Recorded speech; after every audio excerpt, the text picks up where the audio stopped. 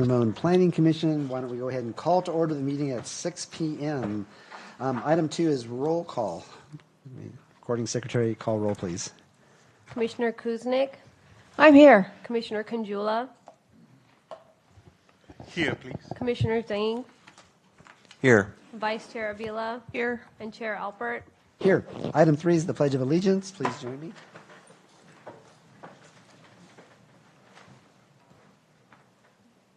I pledge allegiance to the flag of the United States of America and to the republic for which it stands, one nation, under God, indivisible, with liberty and justice for all.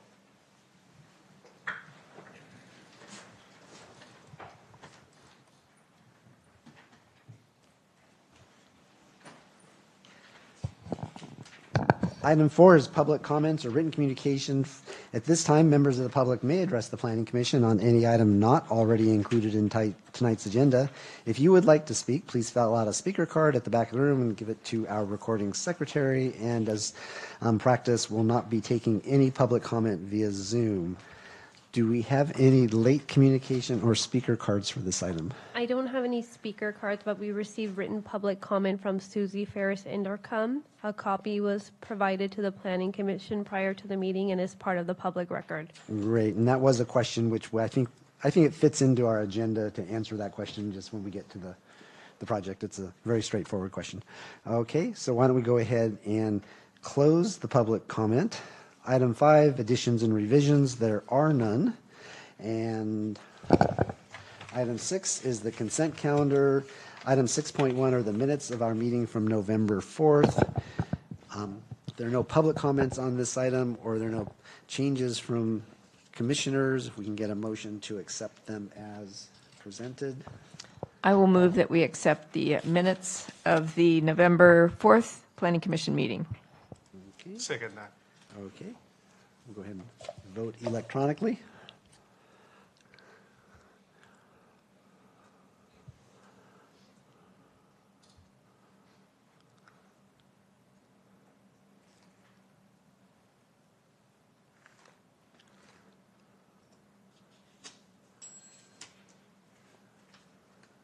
Okay, the motion does pass 5-0-0-0-0.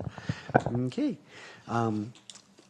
Item 7, continue items after close of public hearing, there are none. Item 8, continue items, there are none. Item 9 are public hearing new items, and we do have 2 of them. Item 9.1, a public hearing for Annabelle, which is the Bishop Ranch 12 residential development, and we do have a staff report, but as a reminder, the role of this commission for tonight is to consider the project for approval. So with that, I will turn it over to Lucas for a staff report. Good evening, Chair Alpert, Commissioners. For your consideration this evening is the Annabelle at Bishop Ranch 12 residential development located at 2 Annabelle Lane. The project site is the northern portion of the parcel 213-131-001. It is approximately 3.57 acres. Its general plan designation is Downtown Mixed Use North, and its zoning designation is also Downtown Mixed Use North. For a bit of background on this, on September 19th, 2024, the zoning administrator approved a minor subdivision application that split this parcel into 2. That parcel is still under the process of its subdivision. On June 3rd, 2025, the preliminary housing development and formal development plan and associated applications for this project were submitted. On June 17th, June 17th, 2025, the Planning Commission held a study session for this item. On August 14th, 2025, this project went before the Architecture Review Board for recommendations and comments. And October 15th of this year, the applications were deemed complete by staff. The project proposes to demolish one existing office building and parking lot area and landscaping. They propose to construct 64 for-sale attached multifamily homes, 15% of which will be affordable units. The multifamily units consist of 4 types: a 3-bed, 3-bath, of which 19 units will be constructed, 4-bed, 3.5 bath, 27 units, a 4-bed, 3.5 bath, and 1 office, 9 units, as well as a 3-bed, 2.5 bath, plus 1 ADU option. 9 of those will be constructed, All of the accessory dwelling units are built into the floor plan. They will be included as part of the project. The applicant will also provide 137 parking spaces on site, which includes 128 garage parking spaces for residents, as well as 9 guest surface spaces. This is an image of the proposed site plan. On the top of the screen to the west is Interstate 680. To the bottom of the screen to the east is Annabelle Lane, as well as the proposed extension to Annabelle Lane. The project is buffered to the north by the Cranbrook Office Park buildings and to the south by the Doris Seton School. As referenced on the agenda packet on page 12, the project plans were slightly revised to propose a minor shift in the proposed Annabelle Lane extension. This revision was proposed to accommodate proper street intersection visibility as required by the zoning ordinance and the traffic engineer. The red circle to the bottom right will indicate the shift. It's slightly shifted to the east at the bottom of the roadway there. Moving forward, this is a rendering of an example 8-unit building elevation. These are, again, multifamily townhome condominium units. All of them will be attached. The architecture is more contemporary style. It includes architectural variation to differentiate the unit types, mostly earth tone for the color palette, and then the pedestrian level will have accent color on the doorways to help differentiate the units as well. In terms of the affordable housing, the city inclusionary housing ordinance requires a minimum 15% or 10 units on site to be sold as affordable units based on the following household income mix. The project will provide 10 for-sale affordable units as follows. They will provide 3 very low units, 2 low units, and 5 moderate income units. The proposed project it provides 5% or 3 units of the total 10 units for very low income households, qualifies this project for state density bonus. This is a bit much. Going through the state density bonus law and development standards, the project complies with the applicable development standards except where allowed through a state density bonus concession, waiver, or parking limit as follows. The project does qualify for 1 concession and unlimited waivers. The project is requesting a concession from the commercial requirement for mixed-use projects within the downtown mixed-use north zone. They are requesting a waiver to allow for a reduction from the 25-foot side or rear setback from Interstate 680. They are requesting a waiver from the city objective design standards for multifamily, residential, and mixed-use development, the ODDS roofline requirements under structure standards 2C1A. They are requesting a waiver to allow a reduction from the minimum garage dimensions of 22 feet for specific floor plans. A requested waiver from the daylight plane requirement under zoning ordinance section D2-15A. And they request to use a state density bonus max parking ratio. The zoning ordinance requires 180 parking spaces for the project, where 137 parking spaces are proposed, and state density bonus allows for a maximum of 132 spaces to be required. So they will be satisfying their parking under state density bonus. ARB review, as mentioned, this project went before the Architecture Review Board on August 14th, 2025 for additional feedback. The ARB recommended approval of the project and provided feedback and advisory design comments. The written response by the applicant for the details and the proposed project revisions were provided to the Planning Commission this evening. Therefore, staff recommends that the Planning Commission receive the staff report and presentation by the applicant, open the public hearing, take public testimony, close the public hearing, discuss and deliberate, and adopt draft Planning Commission resolution number 15-25 approving the project applications. That concludes my presentation. The applicant does have their own presentation. I'm available for questions or comments now, or would you like to hear from the applicant first? Yes, please. Yes.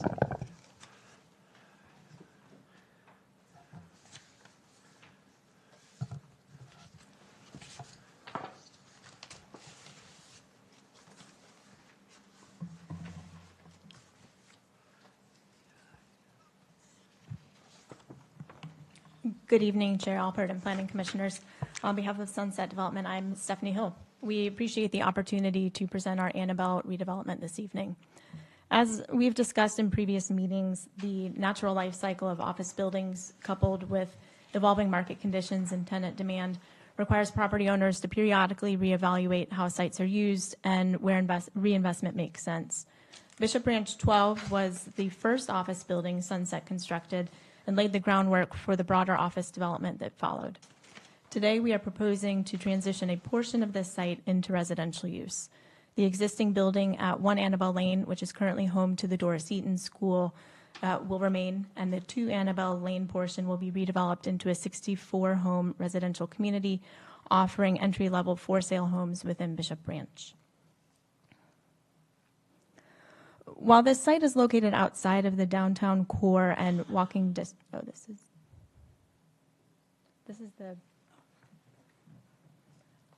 is a preview of our next presentation.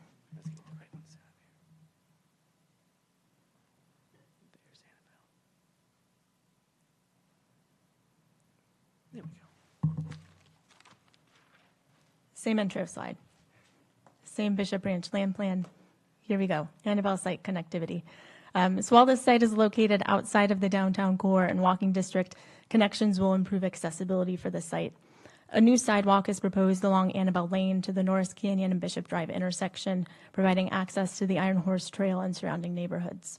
In support of the city's long-term vision, our site plan includes a road along the eastern edge to allow for a future roadway connection from Annabelle Lane through to Crow Canyon Place. And 2 transit lines will serve the community, the 95X to Walnut Creek BART and the 35, which connects to the San Ramon Transit Center, Lakeside City Center, and Central Park. The new sidewalk has been designed around the existing bus stop and bus turnaround so that that service is not impacted. Consistent with the broader Bishop Branch vision, this community supports a diversity of housing types, including market rate and affordable options to serve a range of households in San Ramon. The 64 alley-loaded homes are arranged around landscaped paseos with front doors oriented toward shared walkways to encourage interaction and community. 9 homes include the option for an accessory dwelling unit to support multi-generational living and/or opportunities for rental income. Through the design review process with the Planning Commission, Architectural Review Board, and the city departments, we have incorporated site plan adjustments to improve the pedestrian realm. Generally, all of the buildings have the same architecture with a range of 5 to 9 homes per building. We've moved away from the prominent gables forms that we've used elsewhere within Bishop Branch, shifting to a flatter roof line with integrated vertical elements to emphasize individual homes. Varying front door colors enhance visual interest at the pedestrian level. The Architectural Review Board generally responded favorably to the design and requested a modified railing detail to provide visual interest, which has been incorporated in both the front and rear elevations. On this slide, we've highlighted on the top the initial application, and then on the bottom is the revised plan submittal that you all have before you with the railing detail highlighted on the side. And then this is the example of the rear elevation, similarly showing the initial plan on the top, the revised elevation on the bottom, and again highlighting the change in the railing detail. We have removed head-end parking internal to the site, which has created opportunities to enhance the landscaping and pedestrian realm. The main community entry is now a gathering place for residents and visitors. The head-end parking spaces have been replaced with a plaza, trellis, and park benches, which creates a welcoming neighborhood entry. The head-end parking along the western edge has been converted to parallel stalls. This allowed us to shift the bioretention area and add trees along 680. A sidewalk now wraps around Building 8, and a crosswalk connects the northern quarter to Building 4. Homes include extended patios with space for tables and chairs, creating opportunities for informal gatherings, and the internal walkways offer safe areas for kids and pets separate from vehicle traffic. To close, I'd like to summarize how this project aligns with the city's DMU North zoning. Bishop Branch 12 is not designated as a housing opportunity site, unlike the other sites which you all have seen from Bishop Branch, and it's required to be mixed use. Although the combination of 1 Annabelle as commercial with the school and 2 Annabelle with residential meets the horizontal mixed-use threshold, the blended project would not meet the minimum density requirement of 20 units per acre, which is why we're applying for a state density bonus, because we can't meet that design objective otherwise. The plan includes 15% on-site affordable housing with 5% reserved for very low-income households, qualifying it for state density bonus law, including related concessions, incentives, and waivers. I will not reiterate all of the waivers and concessions. The planning staff has done a great job of outlining them for everyone, but more than happy to answer any questions on those. We appreciate your time and consideration and are happy to answer any questions you may have. Thank you. Thank you. At this time, if the commissioners have questions for either the staff or the applicant. Somebody gets to go first. Yeah. Well, thank you so much. It's always good to see you again. It's going to come up the issue of parking. And so I appreciate that we have a mechanism by which we can waiver some of the requirements. But given the proximity of a school parking lot, that it is likely to not be used in the evenings or the weekends, was there any discussion about trying to create an arrangement that allowed for some shared parking with Dorsey Eaton School in non-school hours? So we have not discussed the concept of shared parking between residential and commercial. Ultimately, with the parking plan that we have with 2 spaces per unit as well as some visitor parking, we feel very comfortable with the parking as it is. Okay. So that's ultimately where we landed with the parking. Okay, thank you.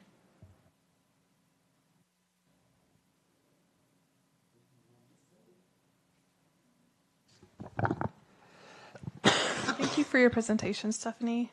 I have some questions for you. It seems like you were able to get a more pedestrian-friendly community with some of the sidewalks encompassing all the buildings. But I do have a question regarding why that wasn't carried on the western side of Building 1 and 2. And I think that's Building 3 at the northwest corner. I know that there's some sort of easement there. Is that the reasoning why that trail wasn't extended to provide a comprehensive walking path for the whole site? So we did study that area, and it is pretty tight when looking at the requirement for a neighbor fence, because we have different uses with residential and commercial adjacent to each other. So there's a fencing requirement, and then we also have the easement area, and it just felt pretty tight where we could put in a sidewalk, but it wouldn't necessarily be the most pedestrian-friendly area it felt a little bit tight for it to feel like a nice place to walk. It's a 10-foot easement, though, right? You have a 10-foot clearance between the building and the property line, correct? Yes, it's a 10-foot clearance, and you have a building and a fence in that 10-foot area. So we did study it and felt that it was not the best location to put that sidewalk. But then why do we have a walking path along the eastern side of Building 8 and 9?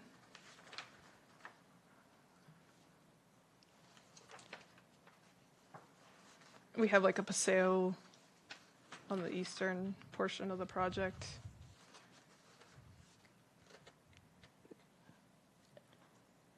Are you referring to the paseo between the buildings on 8 and 9? Or are you referring to the sidewalk along Annabelle Lane? The sidewalk that's on the east of Building 8 and 9. I don't know how else to describe it. The easternmost site of the project, there's a walking. So okay. These are... So when I'm looking at it this way, the site plan, so I guess yes, on the northern side. Yeah, If we so- flip it directionally. Appreciate the Sorry. clarifications. So those are our front doors. And so we did think that it made sense to have that paseo and that front door sidewalk. If we look to the sides of Building 1 and 2, you're at the side of those townhomes with a fence and an easement area. So it didn't seem that was a space to be activating with that sidewalk. Whereas when you have those front doors, you do have that opportunity where you're meandering and the length is longer and it's connecting more units between those two buildings. Okay. And can you talk to me about, like, I didn't see in the landscaping plans, or maybe it was briefly mentioned, on what you plan on doing for fencing? Is there going to be a 6-foot wooden fence along the Eaton school boundary, and then as well as the property that we saw Brookfield come for at study session? So currently, the city code requires a good neighbor fence if you have different uses that are adjacent to each other. The plans currently have a fence along the property line shared with Doris Eaton, given that it's a school. The plans currently have a fence between the adjacent property and buildings 8 and 9. So essentially the northern and southern edges, if you rotate the plan, or east-west if you're looking at the page. If Brookfield moves forward with their residential development, there could be a conversation of, do you still need that fence? But currently under city code, it's required because there's an office and a residential use adjacent to each other. One of the things that I did want to mention was we saw Brookfield come before us at a separate study session, and I'm not sure if you're open to this, but potentially having them also do some sort of walking path and being able to connect the two would be, I think, an amenity for the community that wouldn't add, so many costs to make it cost prohibitive. So is that something that you would be open to doing with them in the future? That is something that we could consider. One of the challenges is just the timeline of where we're at within the design process and where they're at with their design process, but not opposed to doing that or having them look at our plans and seeing how their site plan can line up with our site plan. Okay.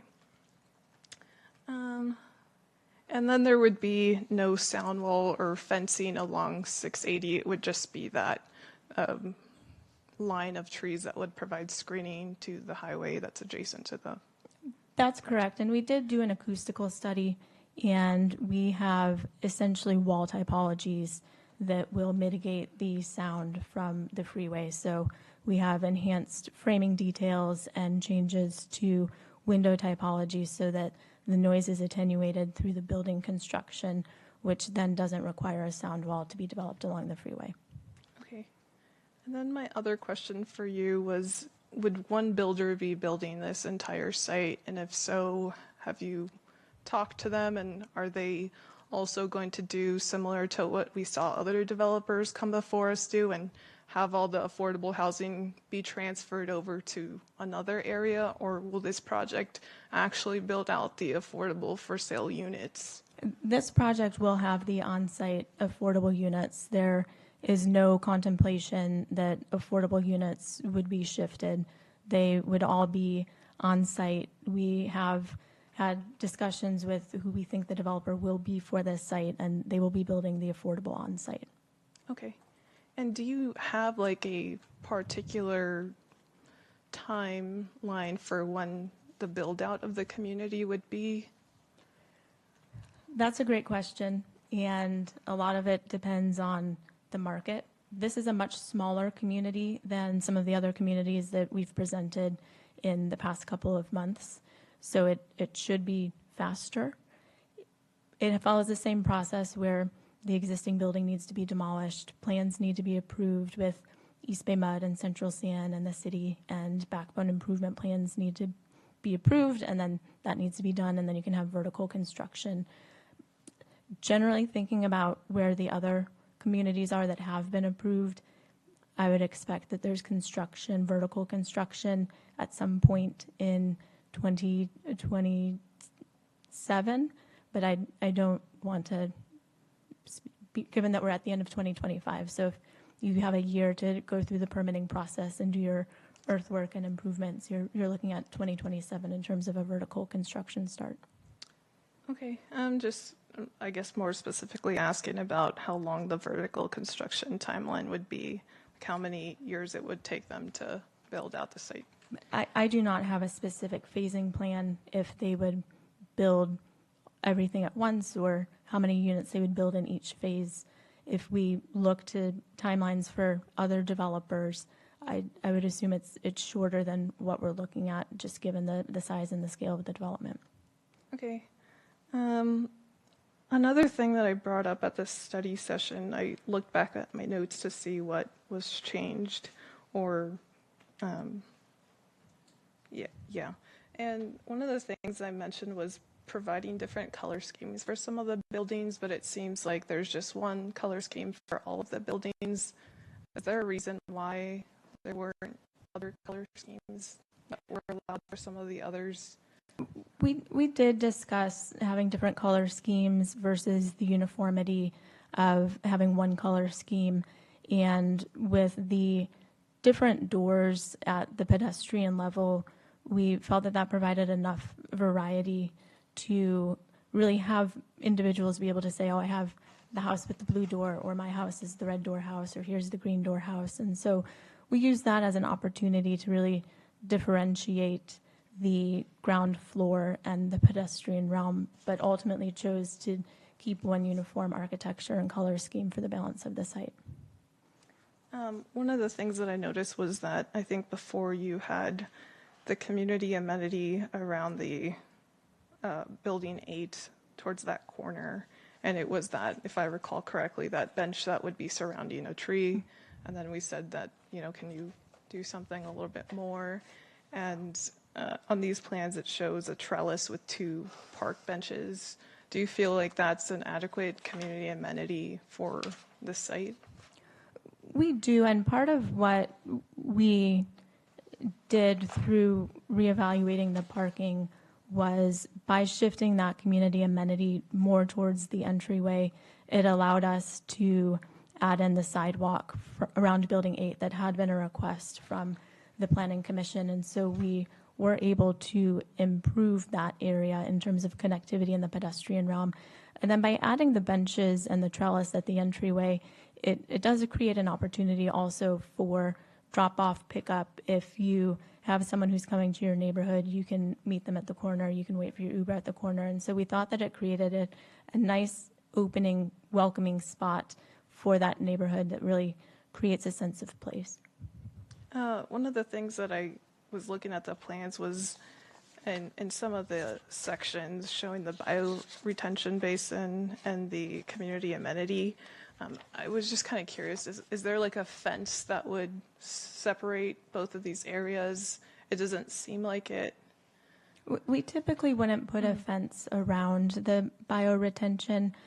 Partially, we want it to feel like a larger landscaped area. We don't want people to be walking through it, but there are ways to design it from a landscape perspective where you can have it feel really great and grand without putting in a fence, because then it feels like a barrier. So we can design it effectively without putting fences around it. Yeah, and also it sounds like it's not a dual basin, so somehow there would be some sort of signage that says it's not, some open space to be used. And then the other thing I saw was that there was a 10-foot PG&E easement that went across the site, but it wasn't clear whether or not that would be quitclaimed. Just want to make sure that it will be. Yeah, that would be quitclaimed. It's currently existing for service to the building at 2 Annabelle Lane. So when that building is demolished, that PG&E service would be quitclaimed. Okay. I noticed that there were also ADA accessibility improvements with some, it looks like, truncated domes that would allow for someone to cross the street if they were on a wheelchair. And I just wanted to make sure, like in your signing and striping plans, if you're going to have some sort of decorative pavement or cross marks, to go ahead and mark that as a sort of crosswalk. So we do have crosswalks that have been added into this plan set, and we've shown them internally to the site. And then within our conditions of approval, there are some striping requirements at that further intersection at Norris and Annabelle, if that's what you're referring to. So there's like ADA parking on the western side, and there's some truncated domes that kind of show a crosswalk that's connecting to building 4. Sorry, this is really, really small. I just want to make sure that those crosswalks are going to be marked. Yes, those crosswalks are marked. They weren't marked in the prior plan set, but they have been added where we have a crosswalk marked in this corner, and then we also have a crosswalk marked in this corner. They hadn't been clearly indicated in the initial submission, but they were captured in the resubmittal. Okay. And then my last question is for the park. I know that this goes ahead and meets the open space requirement, and I'm just curious to if you're potentially going to pay out the full park and lieu fees for the site that would be required. So this site does not have an on-site park. The site is pretty tight in terms of how we were able to really focus on providing the number of units. Geometrically, it's a little bit of a challenging site just due to all of the angles and once you account for Annabelle Lane. So we would be complying with the city's park ordinance with paying fees. Okay. Last one, sorry.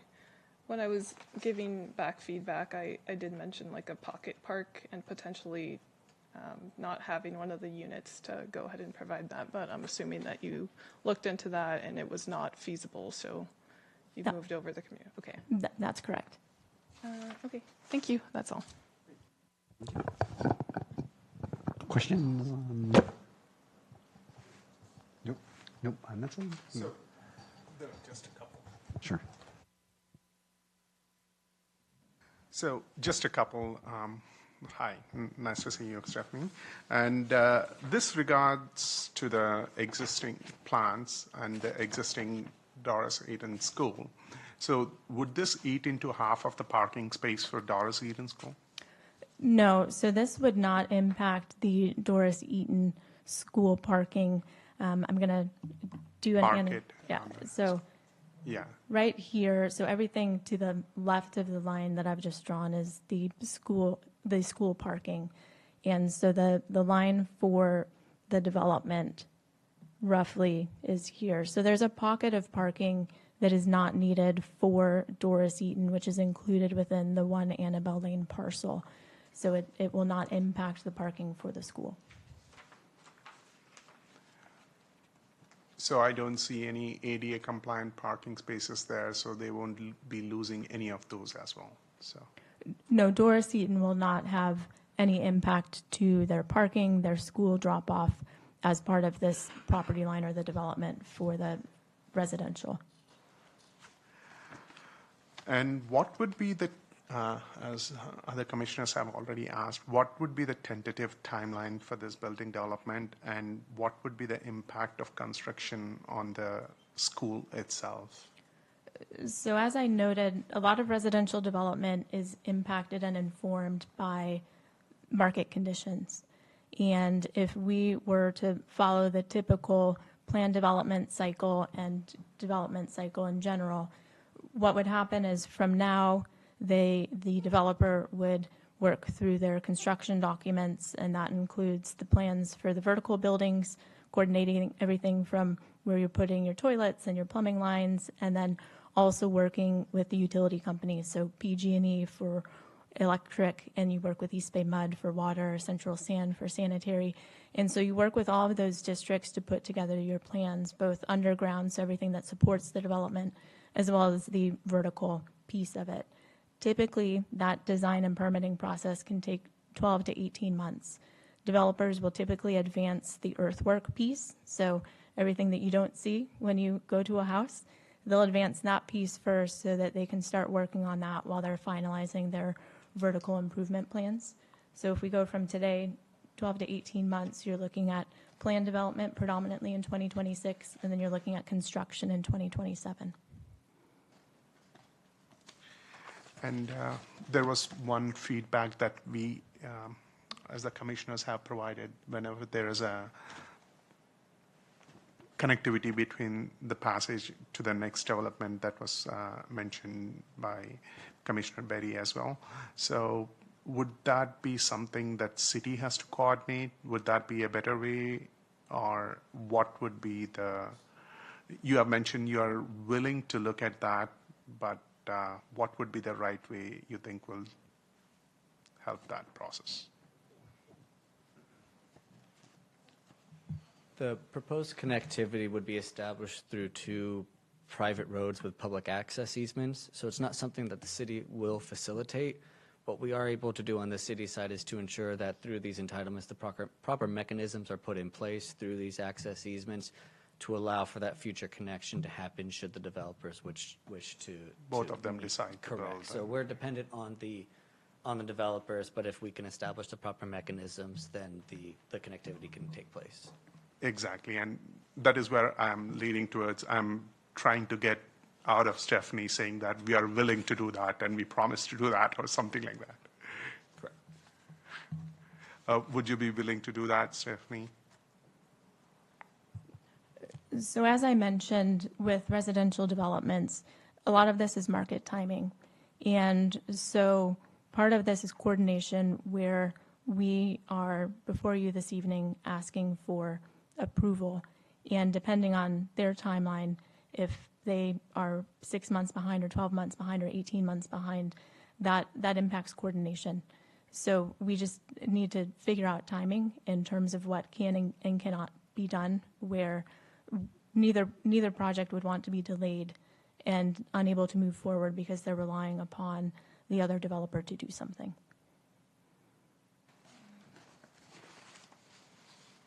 Okay, that's all I have. Questions still?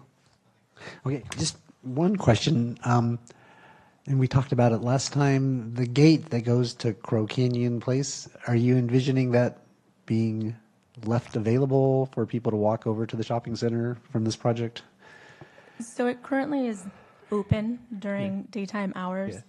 We would expect that that's probably still open. We wouldn't expect that it's open during construction. You don't want Oh, people yeah. walking through an active Fair enough. construction site. So ultimately, with that future development, should Brookfield or a different developer move forward, that would be a natural point of connection between the two communities if both are amenable to that. It'll be a nice feature for the residents to be able to walk over to the shopping center, and maybe the shopping center will appreciate the new business. Okay. So with the city, and just to confirm again, and it came up as an aside question, but I just wanted to ask again, unlike some of the recent projects, this will actually have for sale affordable units on site. Is that? Yes, I understand. will affirmatively say this community to Annabelle Lane will have on-site for sale affordable housing. Great, thank you. Thank you. No more questions from the commission. Why don't we go ahead and open public comment? Do we have any written speaker? I don't have any speaker cards, but we did receive written public comment from James Lloyd with Cal HDF, Brian Swanson, and Matthew Gelfand with Californians for Home Ownership. Great, and I can confirm that we did get those sent to us this afternoon. Okay, so with no speaker cards, why don't we go ahead and,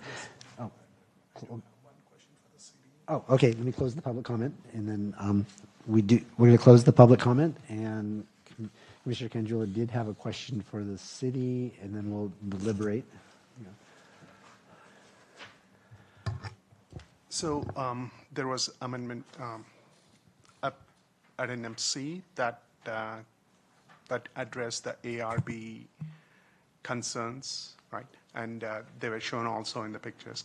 Are they to the satisfaction? And all the waivers, I'm pretty sure, are based on the SDBL, State Density Bonus Law compliant, right? Correct. The project outside, with the exception to the proposed concessions, waivers, and parking limits, is consistent with the zoning ordinance general plan. That does include the revisions made during the as a result of ARB. And would these 10 units be any impactful to our RENA numbers? So this city was not designated housing opportunity site, so this would impact our RENA in a net positive and not contribute to any additional no net loss. So this would be a surplus of units to our RENA counts.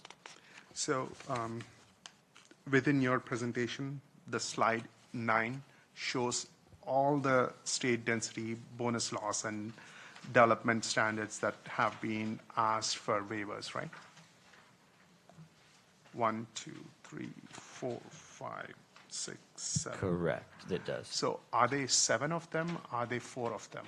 That was my question.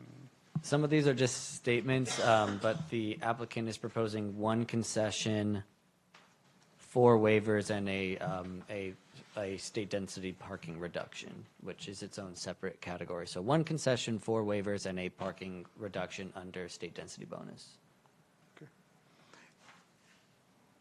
Even the minimum garage dimension, would that be considered waiver under? That SDA? is a waiver to the minimum requirements. The city requires a garage to be at least 22 feet wide. They're proposing a width of about 20 feet 1 inch for one of the floor plans, the one that contains the accessory dwelling unit. Only for those floor Correct. plans, okay. That's Thank correct. you very much. So the recommendation is that we discuss and adopt the resolution tonight. So looking for feedback from the commissioners on the project. I can provide my feedback. One thing that I like is Stephanie went ahead and committed to having the affordable site on site, which is great, and that's some of the criteria that city council members have been looking forward for. So that's great news. And of course, based on the waivers and what the commission can do, based on the city state density bonus laws, we have to, as they are requesting a waiver for reduction from 25 feet rear or side setback from 680 to 8.5 feet. I think that's the number they proposed. So, yeah, we have to, I'm okay with that based on the law. Other comments? I have some feedback. In the project description that the applicant went ahead and provided on packet page 46, regarding Interstate 680, they did 2 technical studies, one which was air quality and the other one which was for acoustics. The air quality notes minimum efficiency reporting value, filters with a rating of 13, and then the acoustics include the higher STC ratings for the window and the door assemblies. When I was looking at the conditions, I didn't see anything notating that. And I would like to have some conditions that do note those recommendations from both of those technical studies added to the conditions of approval, just for, it's something that the project has agreed to comply with, and I don't see any net negative in adding it. And I've seen other jurisdictions go ahead and require this in their conditions of approval. So I would also like to go ahead and add those 2 conditions to make sure that they're carried out. Is there proposed wording for those conditions that you would like to see within the resolution? We'll leave that to you. If, we can leave that to you. Is there any concern by adding 2 more conditions? Just a point of clarification. The studies that were provided include recommendations that are part of the project applications. And so they will be verified at the time of building permit review and issuance. Now, if there's a desire just to add a placeholder in the conditions so that it's there for memorial purposes, if the commission as a whole feels that's worthwhile, we can come up with some quick language, or you can. It's a pretty basic concept, just meeting the requirements of the noise and sound studies. Okay. So, Pleasure of the commission. Do we need to add additional conditions here? I would be, based on the waiver they have asked for from the freeway, I would be inclined to adding those conditions. I agree with Okay. Commissioner Avila. I see no reason to not memorialize those conditions. Okay. Okay. Do we want to? Do you want Well, go ahead. Go ahead. Yeah. consensus from the Yeah, it sounds like there's 3 that fell there 2 up here, so it sounds like there's consensus, and I don't feel a need to develop language at the dais, and I think we don't want to do that, so I will. Well, Yeah. do you have some ideas, Lucas? We can work on language. It would be prior to building permit issuance, the applicant can demonstrate that the project complies with the required acoustical and air quality requirements. As recommended. Yeah, so Okay, as that's- amended on the dais. Okay. Okay. Okay. I have one more question. I'm really sorry. I know this is the discussion part. This is me being a former teacher. Is there any provision that we need to, or is there special provisions needed for the construction workers being so close to an elementary or K-8 school? I know I do a lot of work with youth groups, and there's a lot of much more intense, strict provisioning around people who are hanging around or even working around children. I don't know if this is our responsibility or not. We don't have an attorney here. We only have one that is filling in for one. So typically speaking, the construction sites are pretty cordoned off away from the other uses surrounding them. Prior to construction, there's always pre-construction meetings that are held with construction staff, and rules of hours and noise disturbance, and I'm sure a note about special sensitivity with the adjacent land uses, including a school next door. And so we generally don't have any conditions that are associated with commingling of construction or workers on site with adjacent. There's just general obligations of the developer for noise adherence and making sure that there's a appointed person on site if there's something that may become an issue that they can direct people to. Right. Okay. As you brought up that point, Cindy, my earlier pointing towards if there is any potential, based on the timelines, if there is any potential for the disturbance of the school, as there is construction, avoiding noise is a very difficult thing. And with the school right next to it, is there anything commission can do, or does it fall under some other criteria or some other place? There are a couple of conditions in the standard conditions for planning that identify hours of noise construction, as well as requirements for establishing a noise disturbance coordinator and advance notice that would go out to the neighborhood that would be required to identify who to direct concerns to that are conditions of approval. And so well in advance of construction starting, there would be advance notice to all of the adjacent land uses. Through the chair, in that condition, there also is flexibility if any disturbances arise, that there is flexibility to the construction hours at the discretion of the chief building official. And I'll remind the commission that we've done this before. We've done construction next to schools, and we've done construction next to daycare, on Crow Canyon. We demolished a building and rebuilt it, not demolished, major construction, and there was daycares all around it, and we asked that they just be a good neighbor, and they tend to do that. So, yeah. Okay.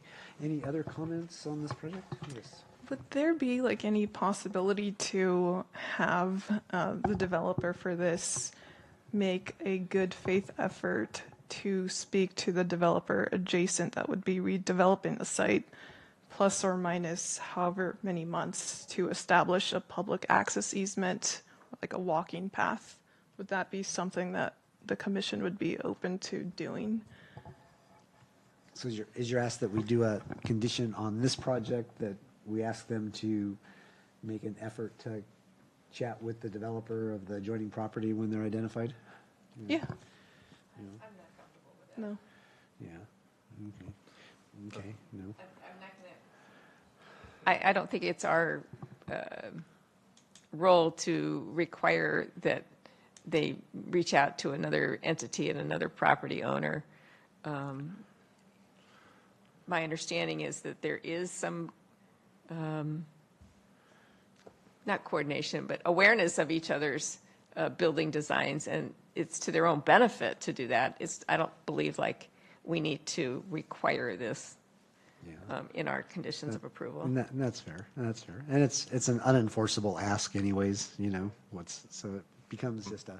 Through the chair, I might also add that the future project to the north will be coming before the Planning Commission at some point in time, and so you can make your wishes known to them in terms of what you'd like to encourage them to do. But again, it's a little hard to say you shall do this and get positive results. I think that's why I was saying good faith effort. Yeah. Not a requirement, but You shall make a good faith effort.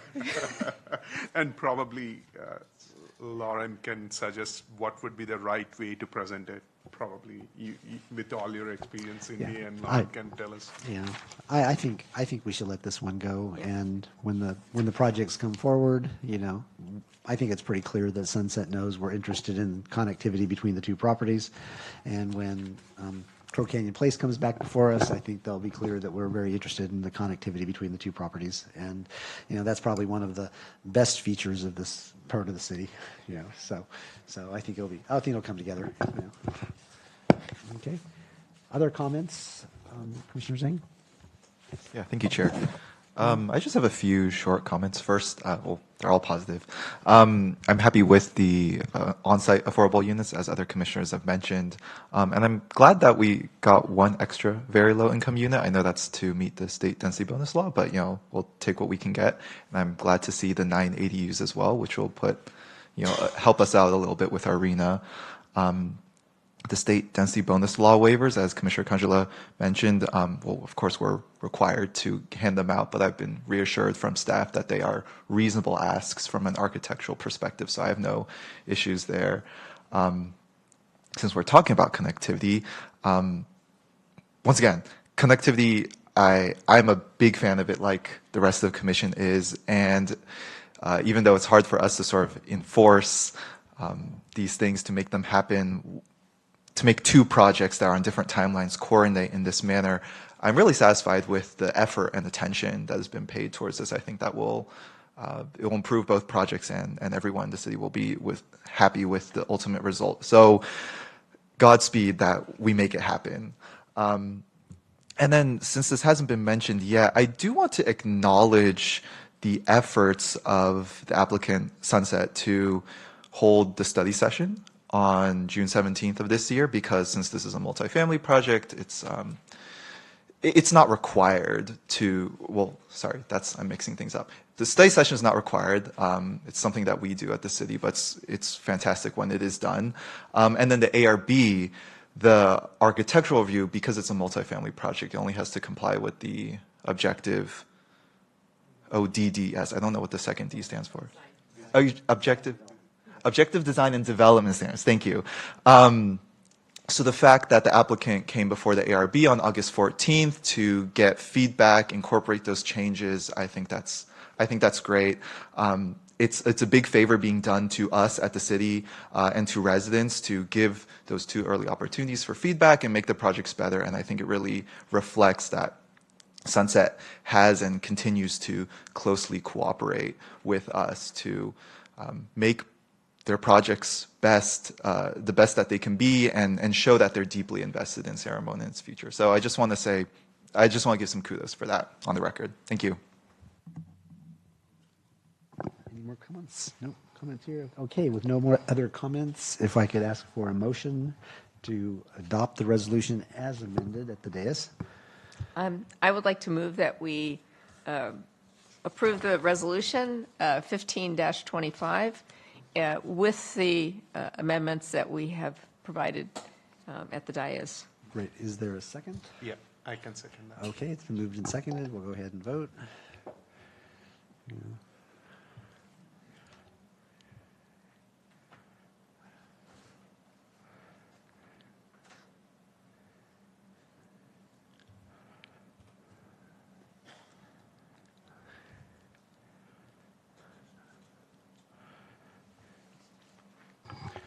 Okay, the motion passes 5-0-0. In the past, we have painstakingly gone through the resolution, the conditions of approval, and looked at each one and turned the pages. Rarely have we found anything that we've changed. but I don't want to abandon the process entirely, but I will just look to the right and look to the left. Is there anything that you wish to see changed that is significant or material that we would like to see modified other than what we've already asked tonight? And if not, we'll go ahead and close this one out, and allow Cindy to read her paragraph. Okay. Yeah, I think city staff have done a good job here. They went through, and I couldn't find anything after reading so many pages, so. It was a big deck, almost 500 pages this time. Okay. Did you have any things that you've identified, Commissioner Kuznick? No, I just, my notes included the comment about the shared parking, but so noted in the Yeah, discussion, and we'll Yeah. just leave it as it is. Yeah, in the past, for the new commissioners, we would question commas, semicolons, periods, things like that that were generally not significant, and we have a city attorney's office that really proofreads those things. Okay, with that, Ms. G always has a sentence to squeeze in at the end when we've adopted a resolution. Thank you. Yes, decisions of the Planning Commission may be appealed within 10 calendar days of the decision by filing the appropriate letter with the city clerk and appropriate filing fee. So clerk's office within 10 calendar days. Okay, well, thank you, Sunset. Thank you, staff, for this, and thank you, Commission, for working through this one in a quick and expedient manner. Thank you so much. Situated for our next one,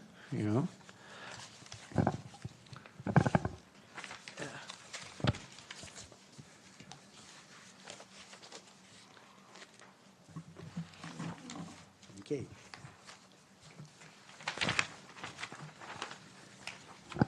Okay, there it is. Okay, this is item 9.2. It's a public hearing for Canopy, the property formerly known as Bishop Ranch 8. It's a residential development agreement located at 3,000 through 5,000 Executive Parkway. Tonight, the role of the commission for this item is to consider the project for approval.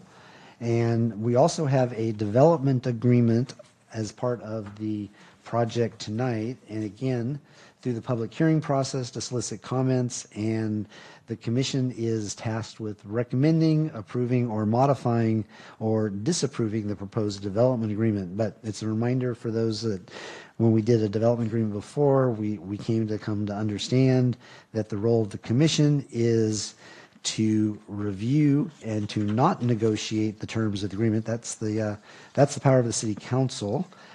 We can send our comments to the city council if appropriate for recommended changing, and the city council, they ultimately will approve the development agreement. So negotiating is not underneath the purview of the commission. And with that long lead in, we have Annalisa ready to do a staff report.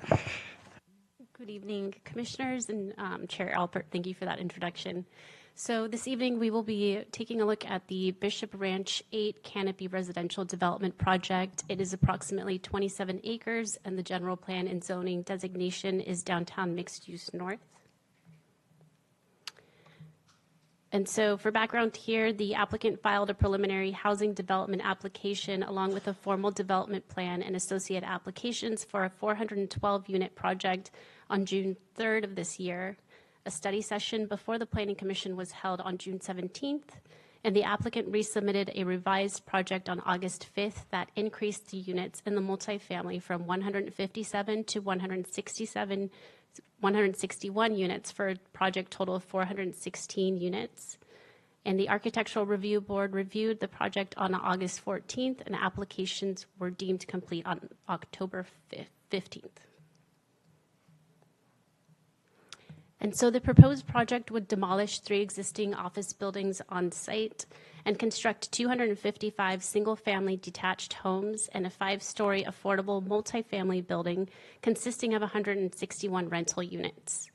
The multifamily units would include 80 one-bedroom, 41 two-bedroom, and 40 three-bedroom units, and all units would be affordable aside from the one manager's unit on site.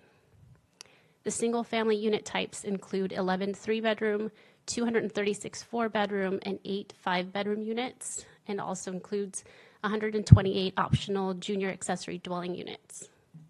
And the project as a whole provides 775 parking spaces on site. That includes 80 guest spaces.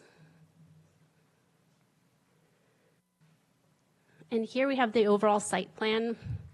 I will let the applicant describe the layout in more detail, but the colors shown demonstrate 3 separate villages that will contain the single-family homes, and the multifamily building is shown in yellow on the corner of Executive Parkway and Bishop Drive.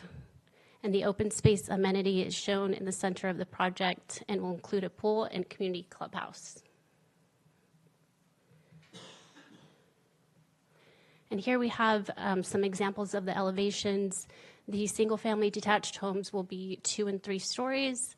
And I've grabbed some elevations from Village 1 on top and Village 2 down below. Here we have elevation examples for Village 3, including both the 2-story and 3 stories. And here's a rendering of the multifamily building at the corner of Executive Parkway and Bishop Drive.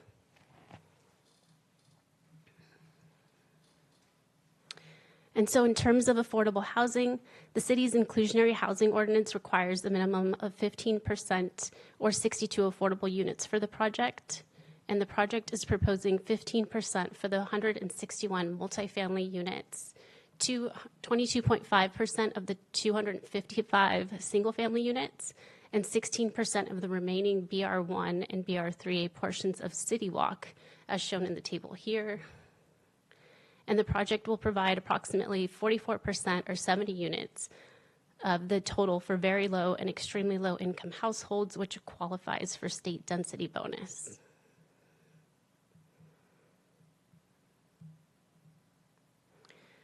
So the project qualifies for density bonus and up to 3 concessions and unlimited waivers, and the applicant requests a concession for the multifamily parking minimum and meets all other development standards. And the Architectural Review Board reviewed the project on August 14th and recommended final approval, and a copy of the applicant responses are attached to the staff report.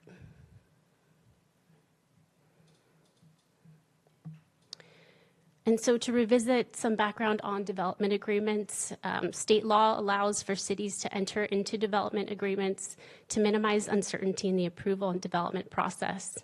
And a development agreement is a voluntary contractual agreement between a property developer and a municipality. These agreements coordinate various aspects of a development project, and they are approved by an ordinance to guarantee certainty and enforceability over time.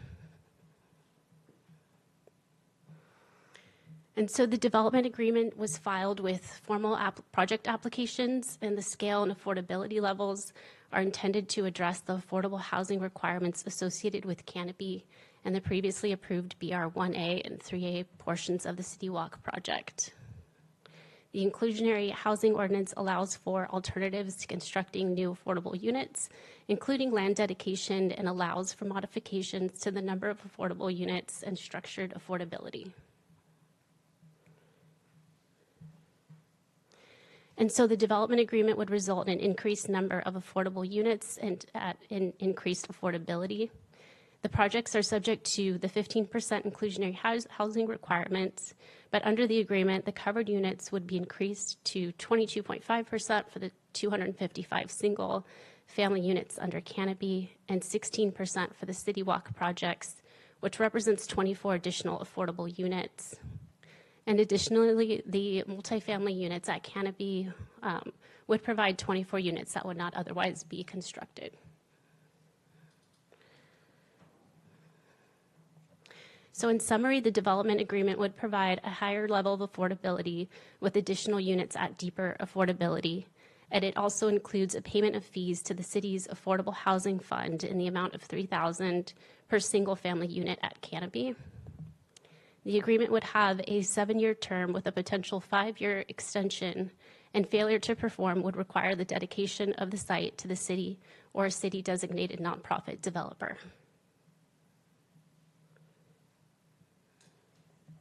So with that, staff recommends that the commission open the public hearing, take public testimony, discuss and deliberate, and adopt the Planning Commission Resolution number 1625, approving the project applications, as well as recommending approval of Resolution number 1725 to the City Council.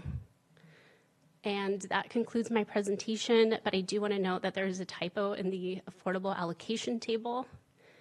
Specifically, it's Table 1, which is packet page 100 in the staff report, and packet page number 201 in the development agreement attachment. So the number of extremely low units for City Walk will be revised from 7 units to 8 units, and the total remains the same. So with that, I can hand it over to the applicant unless you had questions now. Okay.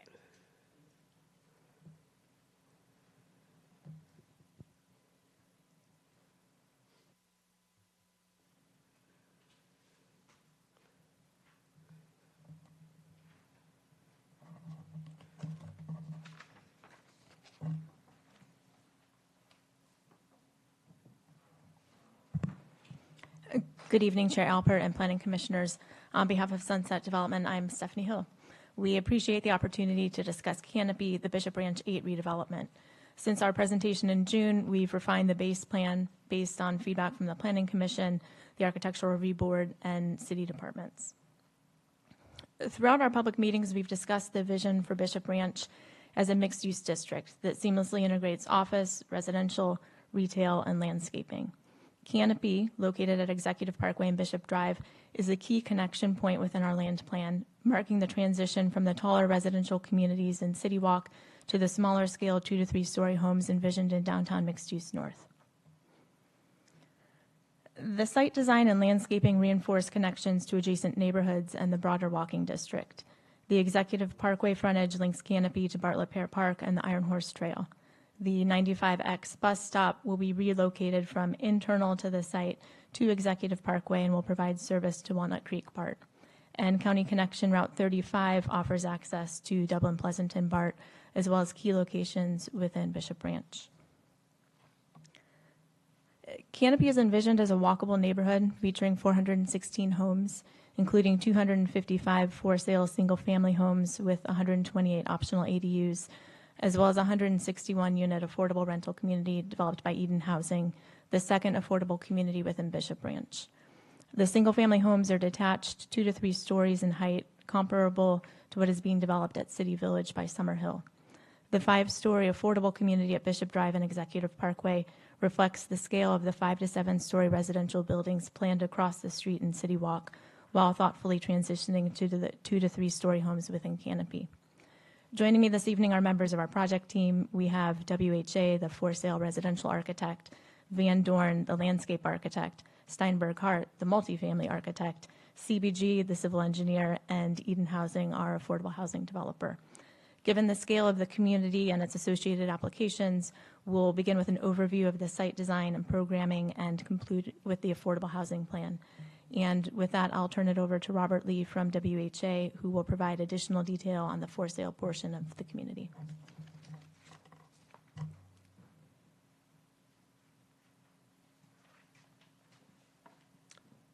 Good evening, Chair, Council Commissioners. My name is Robert Lee with WHA Architects and Planning. I'll just go over the 3 residential village, starting off with Village 1, which consists of 126 homes. They range from 1,880 square feet to 2,600 square feet. They are all 3-story single-family homes with 2-car garage and up to 3 to 4 bedrooms. Of these 5 floor plans we have, 4 of them has a ground level bedroom. And of those 4 bedroom types, 3 has the option to convert to a JADU unit on the ground floor. So this will offer a nice flexibility for different home ownerships and the multi-generation that we see home buyers are kind of demanding in the housing market. The lot sizes are 16 to 2,200 square feet, and they're very compact. This represents over close to half of the single-family residential of the 255 units. This is an elevation showing different angles of the houses. To the top left, the street view shows the actual rear elevation of those homes with the ground floor JAD unit with a front door that faces the street. We kind of designed this purposely when it fronts onto a street. We don't want to see a wall, but actually have the opportunity to have almost two front doors. The alley on the bottom of it actually shows the front elevation where the garage and the front door is located. That entrance door will lead you up to the second level and the third level of the house, and also has a passageway to the ground floor bedroom on a single level.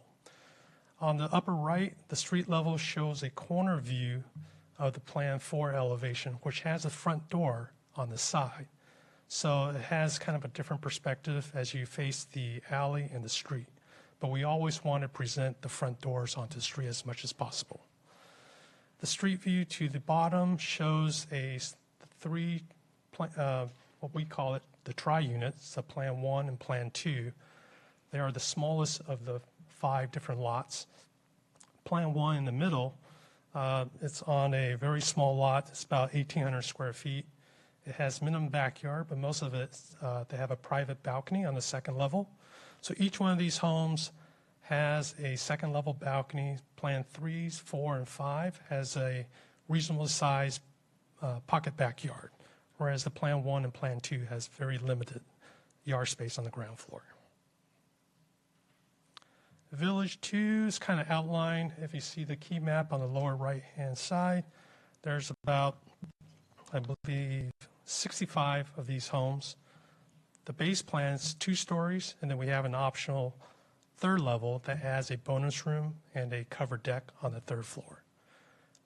All these homes will have a ground floor bedroom plus living kitchen, so that's kind of a living on the ground level. On the second level, we'll have 3 bedrooms for a total of 4 bedrooms, and each of them will have a 2-car garage. They will also have a private backyard as well as a front yard. They do just have a driveway apron versus a full apron, and these are all on a relatively compact lot as well. Then I'll just kind of move to the elevation. The elevation represented here is the 2-story plans. We have on the top, the 2-story of the Plan 2s, 3s, and Plan 1. These are the 3 floor plans. And then the street view on the back is actually what you'll see on Executive Parkway of the rear elevations, where we took great care to enhance the elevation in the rear as well as the front. And it also kind of faces the internal streets, where we offer this opportunity to have the rear, to have like an alley loaded, where the front doors actually switch from the front to the back. This is Village 3 outlined in the upper right in blue. There's about 64 of these homes, also with a 2-story base plan between 2-car garage and up to a 3-car garage. The 3-car garage with Plan 3 will offer a 5-bedroom and an opportunity to offer a kind of expanded ADU on the ground floor. That's kind of outlined in the end of the court of the alley. And they're kind of arranged primarily in the 6-court cluster, and then we have a few of them kind of facing directly onto the street itself. And that's kind of identified on the key map. These homes will be the base for 2 stories, around 2,575 square feet, up to 3,190 square feet for the 2 stories. Then when you go up to 3 stories, it could get up to 2,900, almost 3,000, up to 3,639 square feet, if it's at 3 stories. The elevation represented here shows you the 3 plans as a 2-story on the upper view, and then on the bottom view shows if it was added the 3rd story, which has the covered bonus room and a covered outdoor balcony. They will include 12 different color schemes, different variety of tones, roof shingle samples, siding samples, front doors, and the variation. This will be applied through all 3 residential villages, with the exception of the multifamily. With that, I'm going to turn it over to our landscape. Thank you.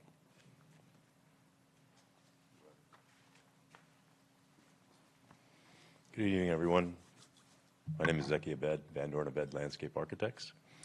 As you can see from the overall site plan,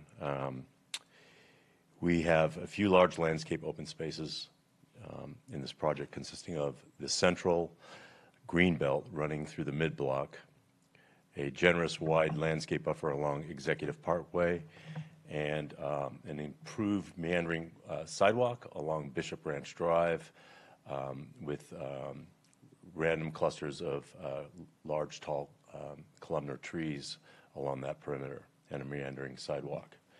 The landscape palette, the overall landscape palette, is accentuated by a hierarchy of larger canopy, deciduous and evergreen trees that correspond to the wider primary entry streets. So you can see the two different colors of the trees heading on A Street and B Street. Those are the primary streets. And then a palette of narrower secondary streets in the surroundings, loop streets C and D, and the alleyways. As with our initial green belt concept, let me go to the next, forward, oops, excuse me. Oops, let me go right there. This is the central green belt.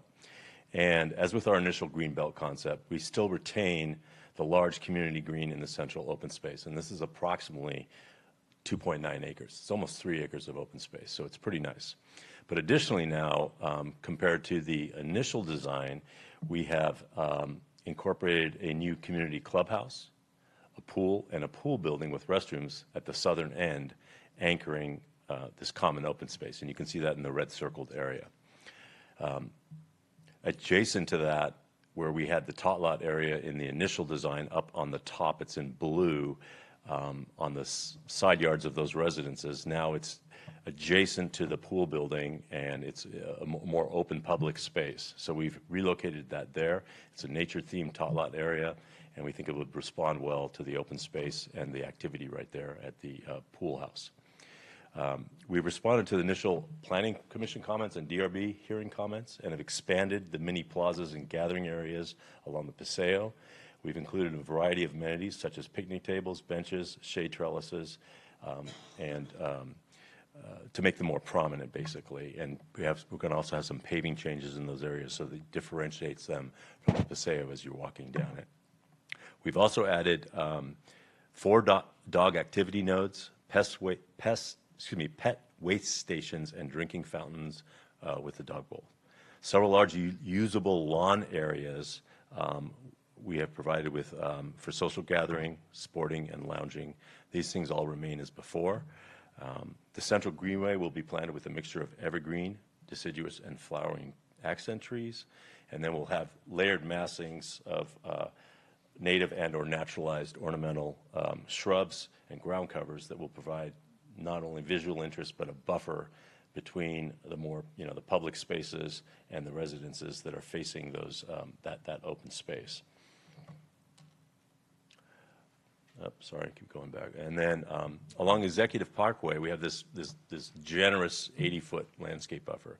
And in the initial concept design, you see we have a straight, typical 5-foot sidewalk.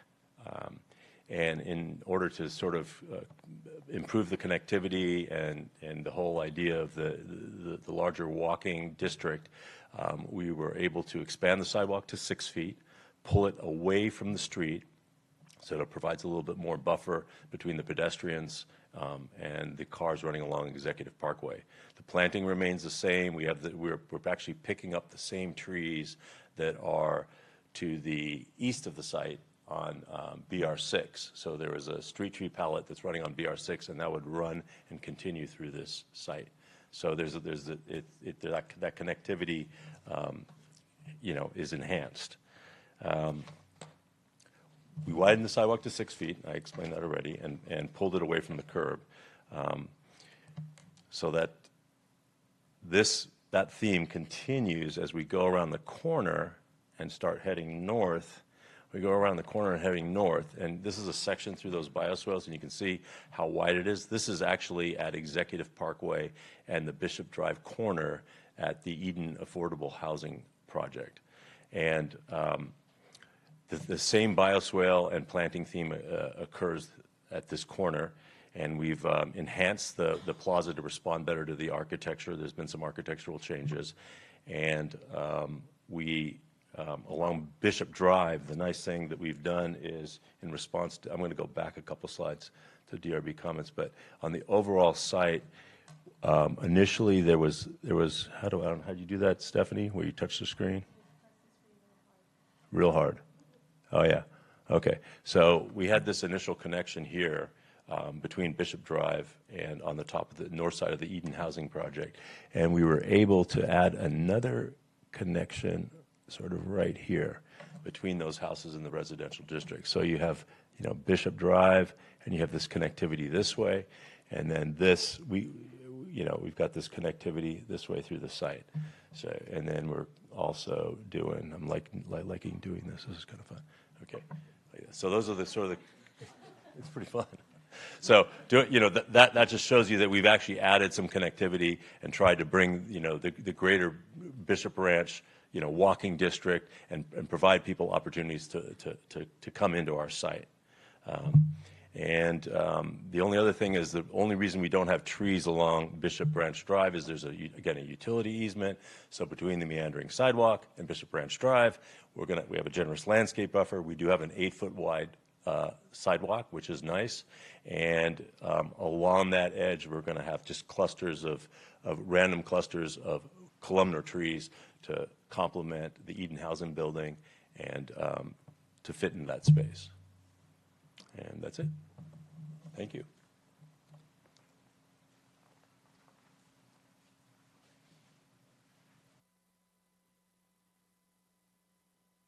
I do not know how to erase his drawings, but.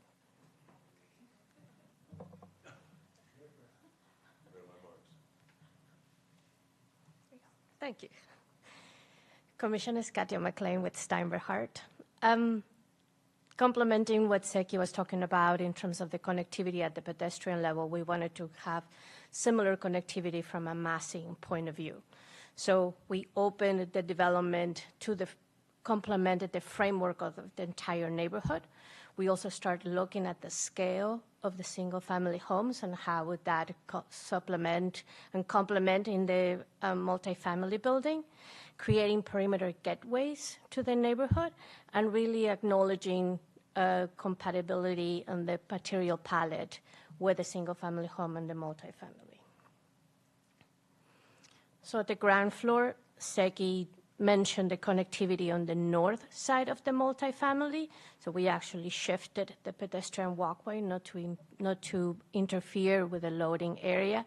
But the most important part was at the corner of Executive Parkway and Bishop Drive and A Street, because ARB actually asked us to really imagine that connector, that corner as a node. So we actually added a drop-off area, make sure that there's a space, that there may be a food truck that comes there and there's a space, that people can congregate, really creating that plaza in that corner. And as Seki mentioned, rather than doing a straight sidewalk, we actually tried to give a little bit more livelihood and a pedestrian feeling to that connection between A Street and Bishop Drive and the walking district to the west. I would like to say that the ARB actually, one of the board members apologized because he was being too nice, during the ARB meeting and complimenting the project. But we still addressed some of the comments that they had, particularly at the podium level. This is if you're looking just at the podium above ground. And they wanted to have some connection on the west end to be able to see the sunset, recognizing that there are very nice views happening, across 680, but still providing an opportunity to have a small gathering space on the west end. And in the inside courtyard, making sure that we had enough shading for the playground area and for the gathering areas for the community. These are the initial renderings and the revised renderings. If you can see, there's some. It's a little bit hard to tell, but we increase the height of the building by 6 inches in order to differentiate a little bit more between the corners that are eroding with the main massing of the building. And then moving around at the corner, we also anchor a little bit more the corners on the northwest side of the building that grounds, that touches the ground rather than keeping the screen, throughout.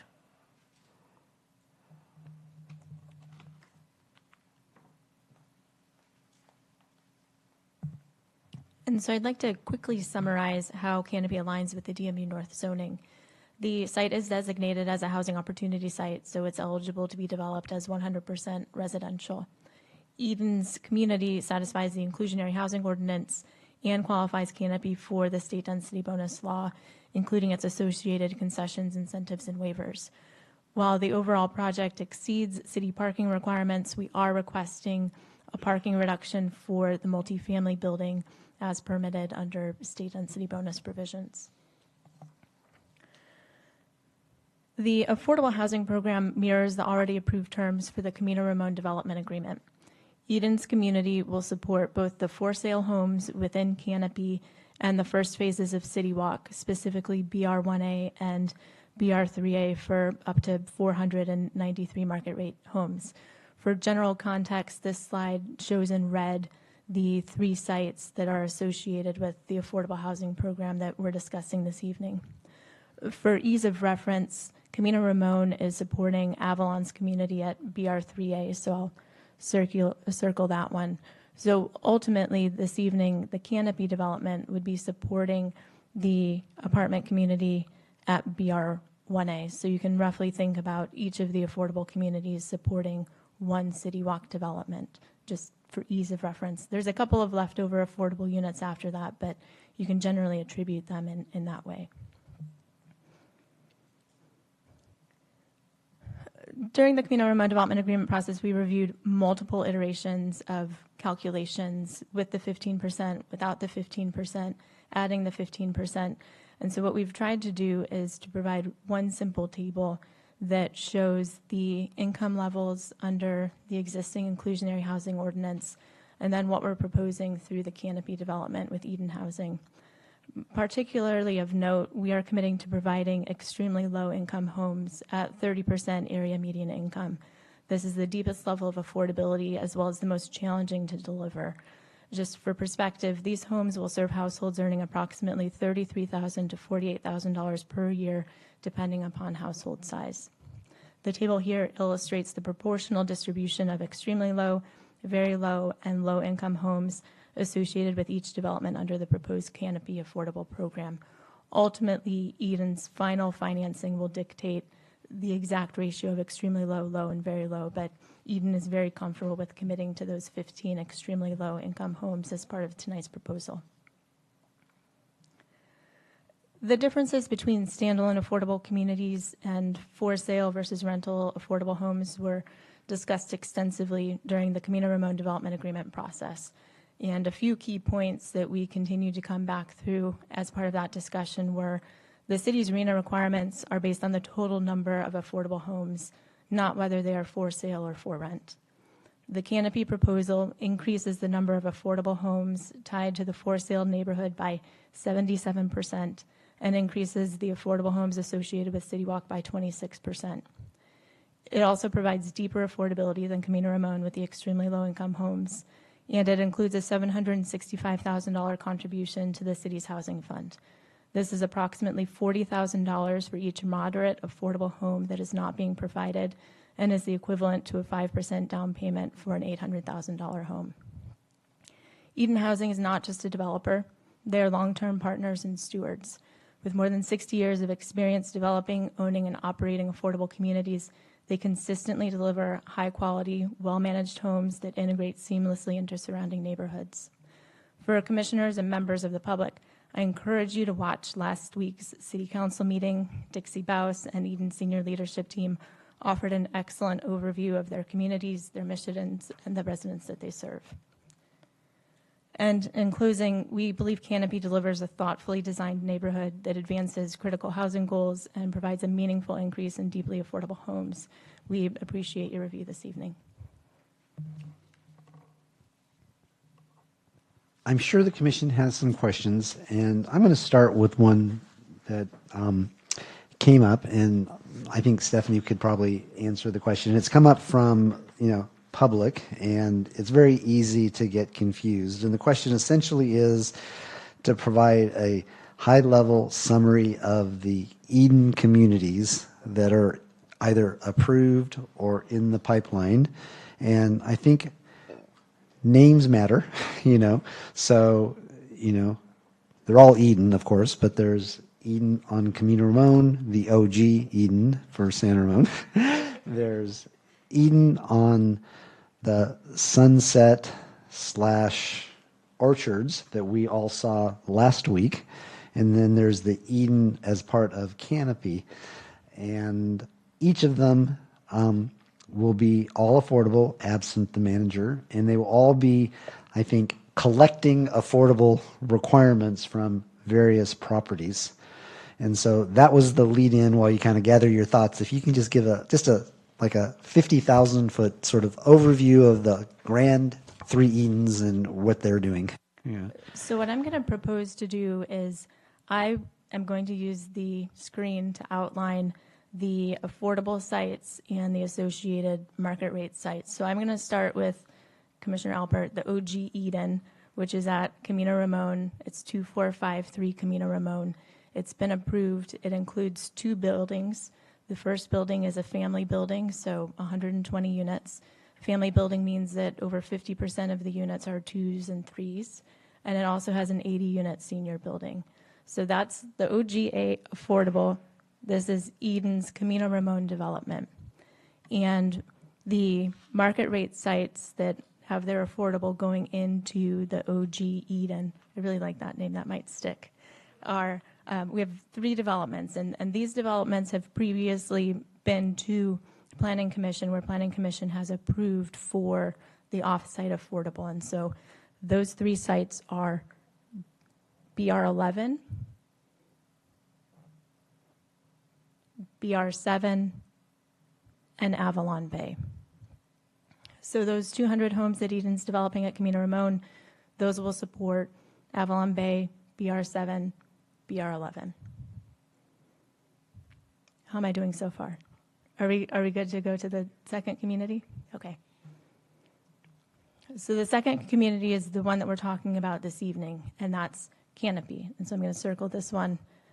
And I should note that Eden Housing is using Steinberg Hart Katia on all 3 of these communities. Steinberg Hart, award-winning architect. They win prizes left and right for their really thoughtful design, which I hope you saw as part of Katia's presentation this evening.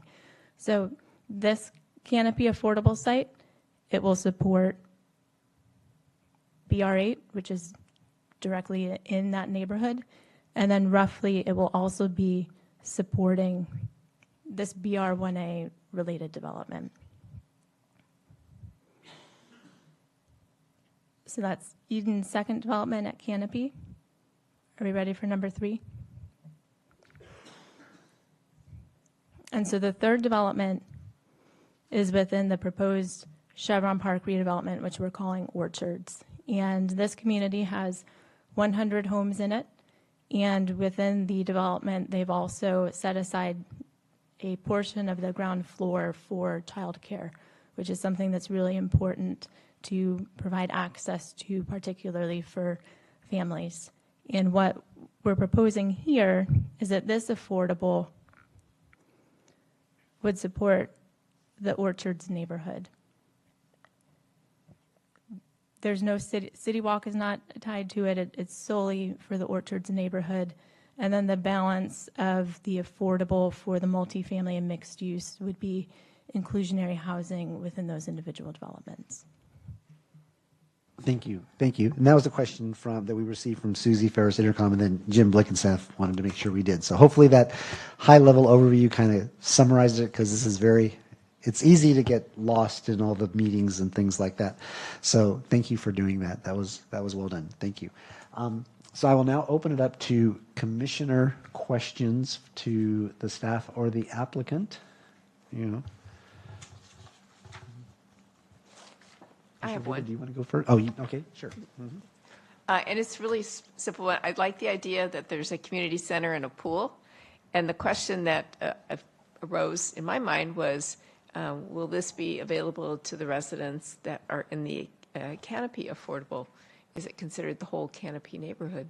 So all of this is an integrated neighborhood. There will be an HOA over the entirety of the neighborhood, and that also deals with the surface parking. How is the surface parking being handled, given that Eden's underparked from a parking perspective, but we're overparked in terms of collectively within the community. So absolutely, Canopy is part of the neighborhood. Canopy Affordable is part of the neighborhood.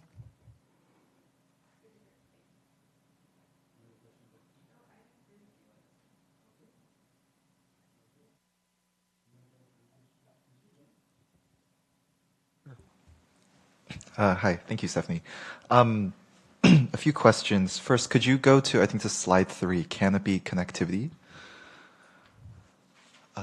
Great, thank you. So I want to go to this one just because it's a little bit more obvious, the connections of the canopy site to adjacent sites. So I appreciate the 2 connections that were done to Bishop Drive. I think those are great additions. My question is, and this is, of course, in the context of all the connectivity discussion we had regarding Annabelle. I understand that enforcing connectivity is difficult, but could you explain what kind of efforts or considerations you made to try and connect Canopy to City Village and whatever might exist on the Toyota parcel to the north? So I will start with City Village. And one of the challenges with City Village is there's a pretty substantial grade differential between City Village and the grading for Canopy. And so it's not possible to connect them because of the grade differential. We did look at it. I know city staff has gone and walked the site. Several of you have probably also walked the site to see that there is a retaining wall along the property line. And due to the grade differential, it's not possible to connect those 2 neighborhoods. In terms of Toyota, and I alluded to this briefly with Brookfield, is there's a timing consideration where we absolutely want to encourage connectivity, and so depending on if and when and what Toyota is doing with their property, would consider connectivity, but it's challenging to do so in a vacuum. But the grade is not so much of an issue. I know there's already 1 or 2 existing staircases. I don't know who's using them, but that's not an issue for connectivity, right? ADA has an issue with connectivity Sure. using stairways, but outside of that, if there are informal connection points, everyone benefits from kind of those secret connection points that give you shortcuts. Okay, great.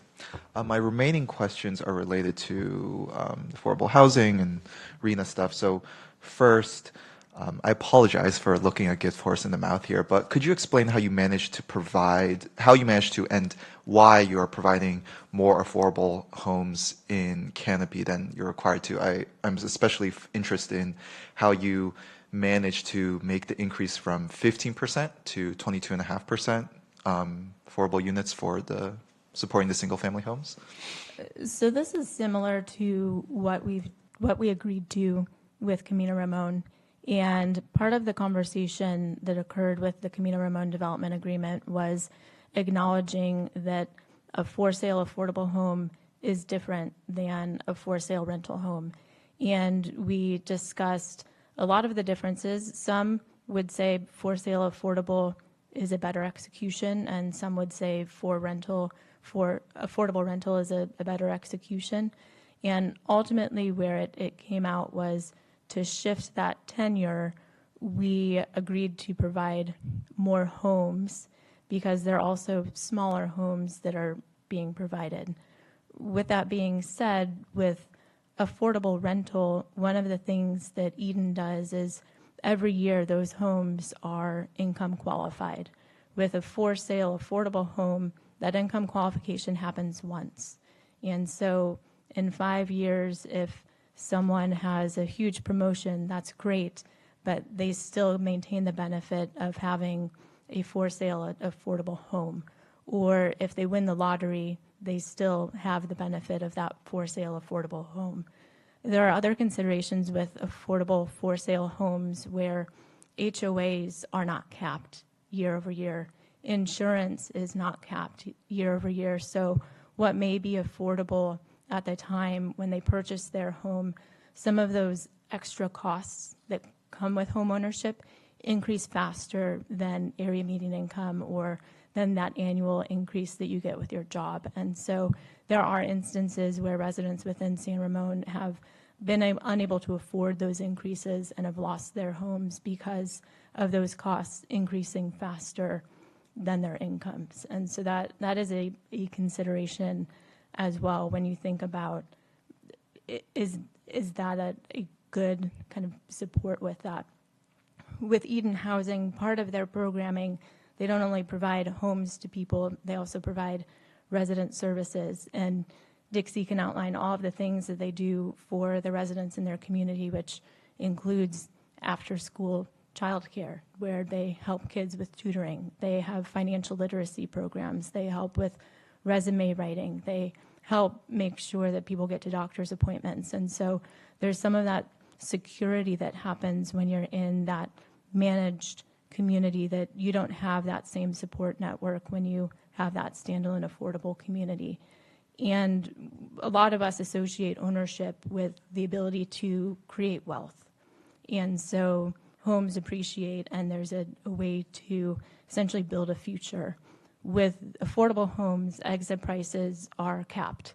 And so if you buy a very low-income home, you sell at a very low-income home. So that wealth creation that a lot of people associate with home ownership is not that same vehicle when you have a for-sale affordable home. Okay, thank you. That's a very comprehensive and very helpful explanation. A few more questions. The affordable homes in Canopy that are left over, the ones that aren't supporting the single family and the apartment building itself on Canopy, those leftover homes, will be enough to support all the remaining units that need to be supported on the related project? I'm aware that the OG Eden project contributes a few, like a dozen or something, units to the related one, and then Canopy will provide the rest. Is that correct? I wasn't fast enough in my slides. So, No worries. yes. So, as I mentioned in the presentation, you can roughly think of the OG Camino Ramon supporting Avalon Bay and the Canopy Affordable supporting Related. And the Canopy supports 493 homes, and Related has 383 homes, so there's about 100 extra homes left over in Canopy. There's about 40 extra homes that are left over in Camino Ramon. So in theory, it could support a third phase of City Walk, but Canopy would wholly support Related. OG Camino Ramon would wholly support Avalon Bay.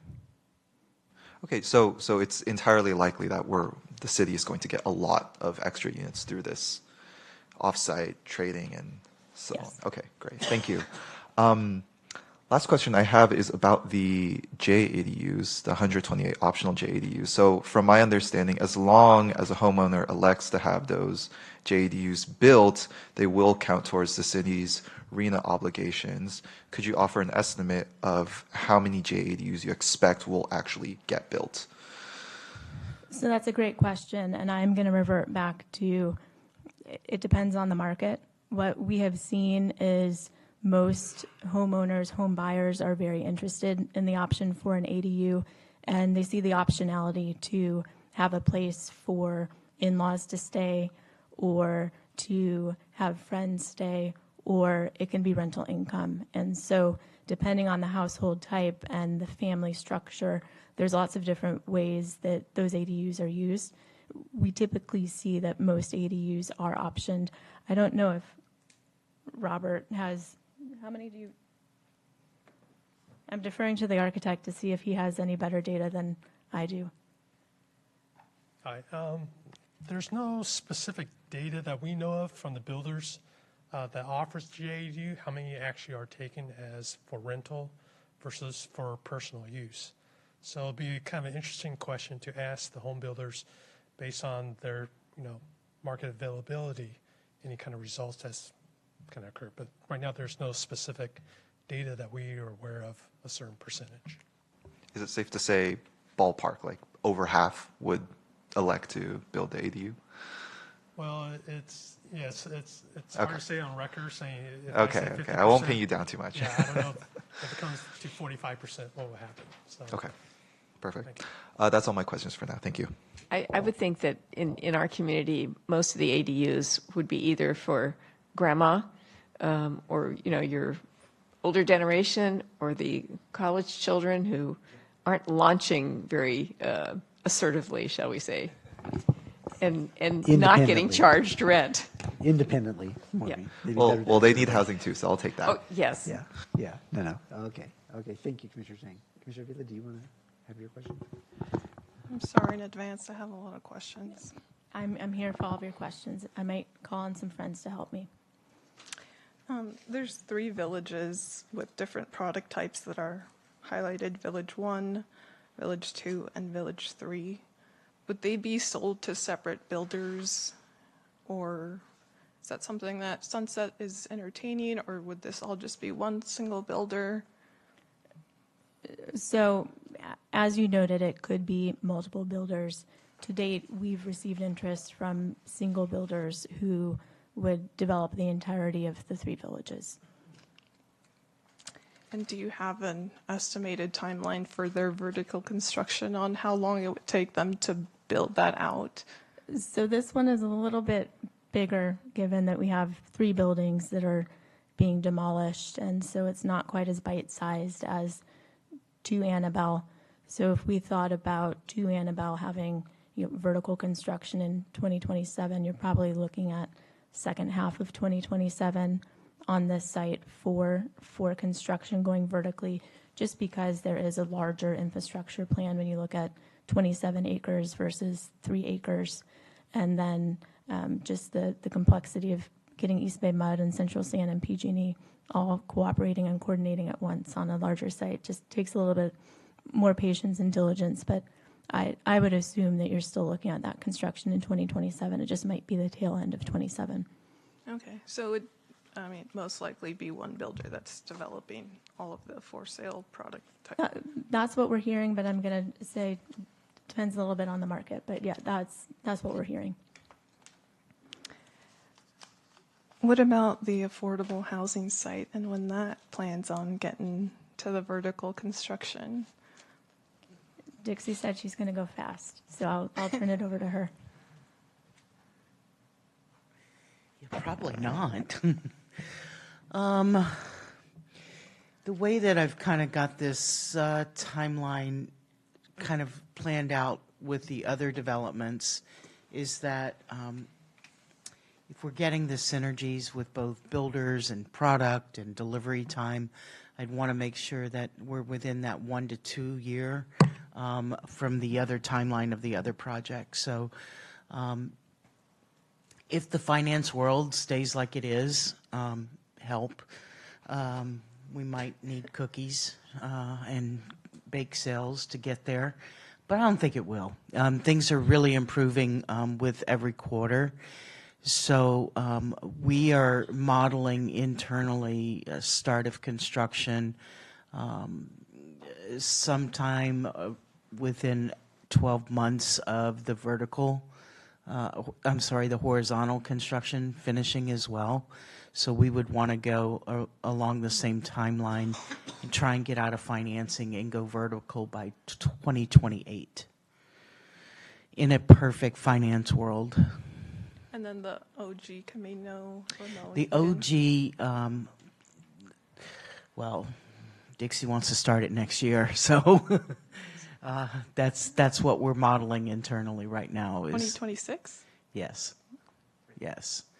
So the demand is there, the will is there, and we're just shaking the money trees now. So, but things are really improving out there. But that's kind of how we're modeling it internally. Another question for you, Dixie. When I looked back and I saw this project compared to what we had seen at study session for the orchards, that one was having no parking in a podium style. So what differentiates this one from that other one? Why did the other one lack the podium parking and the affordable housing? Like the rents couldn't sustain that, but whereas this one could. In the back of my mind, I'm also looking at the other one to where they potentially go at the same time. And so I'm doing like I thought initially I would do all three at the same time, and then said, you're a dreamer. That's not going to happen next year because of the timing of how complicated Orchards is in terms of the acreage and everything. So I don't know where that thought of mine was going. Can you help me get that thing It was back? about the parking. So for about this the one, parking, it has yeah. it in the garage, and the other one doesn't. Yeah, so what we did know is that for a 100 unit community, it is much more difficult to finance than at 200 or 160. And so we think that it's going to take a little bit more fundraising on dollars. And so in order to kind of neutralize that, to go to a surface parking so that you don't have the podium cost, that kind of evens things out to get it back on the same kind of timeline, because a podium would cost, just rough numbers right now, above ground podium one level is somewhere around $75,000 a space. So that's $4 million, if I'm counting my fingers and toes right, in a savings of what we don't have to raise on that other site. So it's a little bit of a finance whack-a-mole, if you will. But that's sort of kind of what we're keeping in the back of our mind is how do we deliver those on time in the same sequencing that the other two projects are going to go, so that we keep a cadence going. Okay, so is there like a specific sweet spot for this many units works financially for having a podium style garage versus not? Yeah, it's definitely different than what it was a few years ago. And so if we're going on a podium, what I like is a minimum of 150, 160 homes. And then you want a maximum as well, because you have to keep an eye on your height. Like going over into high rise, not good in terms of cost goes, because then you're into concrete and steel construction. So it's that kind of sweet spot of no more than 5/2, if you will, 5 wood over 2 levels of concrete podium. And that keeps it into that cost factor. Anything above that is getting too big, and so you need to either spread that out or you go higher. In this case, we don't have either of those options available on that. So we're in this sweet spot on Orchards. Okay, thank you, Dixie. Stephanie, I have more questions for you. In the development agreement that we have, that's packet page 198, it shows, this is Exhibit B, which is the covered sites map. And so it outlines Canopy and then City Walk. But when you were doing the presentation and kind of showing us answering the chair's question on, can you like tell us about what Eden projects are going from whatever, for sale to the rental. You said that 1A was going to be supporting Canopy, correct?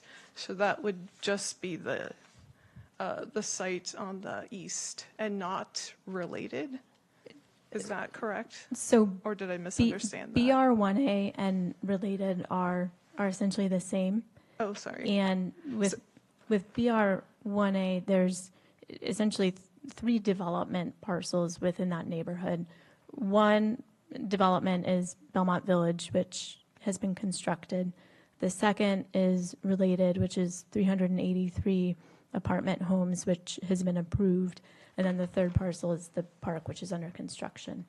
And then BR3A has Avalon Bay, which OG Camino Ramon is supporting, and there are some leftover units with the development of, with Canopy supporting BR1A with related. So BR3A is included in the event that there's a future apartment community that those excess affordable units could support. Okay, I see. My other question was related to the site planning and what you guys are calling the green belt and not a park. One of the comments that I had at the study session was having that park be one complete cohesive park with no fragmentation. Did you look at potentially doing that, or kind of what's your reasoning and why does this work better than having one comprehensive green belt space?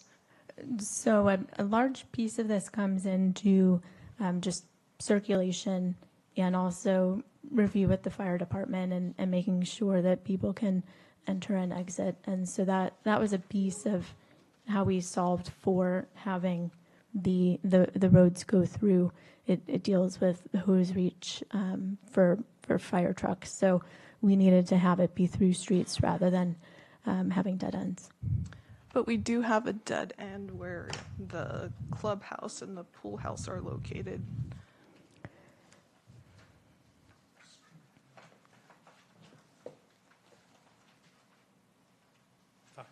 I think I could help answer some of this. So when we designed the community, the ones in the center that are off this alleyway, the one by the clubhouse is only about 3 houses deep on each side, so a total of 6 units. So that doesn't exceed the 150 feet for fire hose to pull from the street to the last house. The other courts are greater than 150 feet on both sides of the green belt. So the fire department would need to drive down the alleyways and through. Plus, we looked at the weekly trash service. Trying to put all those homes' garbage on the main street would be quite a few, especially with 3 trash cans per homes. So we needed the sanitation department trash truck to drive down those alleys, and they had to drive one way, and then they had to come back the other way because the trash service arm is on the right side. So we basically saw the only way to do that, to achieve all that, was to continue that alleyway right through. And that caused the center green to be broken up a little bit. I think we did talk about whether there's opportunity to do a raised walk. I don't know if the civil had an opportunity to look at that. So when the crossing does occur along those alleyways, maybe we could do like a raised walkway, which is level and acts like a speed bump. And that could be maybe continue to look at, see if that's incorporated or not. Mm-hmm. So that way we could create a continuous pedestrian walk through that green belt, even though there's a little interruption. Yeah, and I guess it makes it, because I see the alley-loaded product, like the motor court homes that are on the northern side, and those are, 4 homes deep. Correct. And then you also have it 4 homes deep on the north side of the green belt, but then on the south side you have it 5 homes Right, deep. so the 5 on the south is the one that creates the extra depth that we couldn't achieve. So it needed to connect all the way through.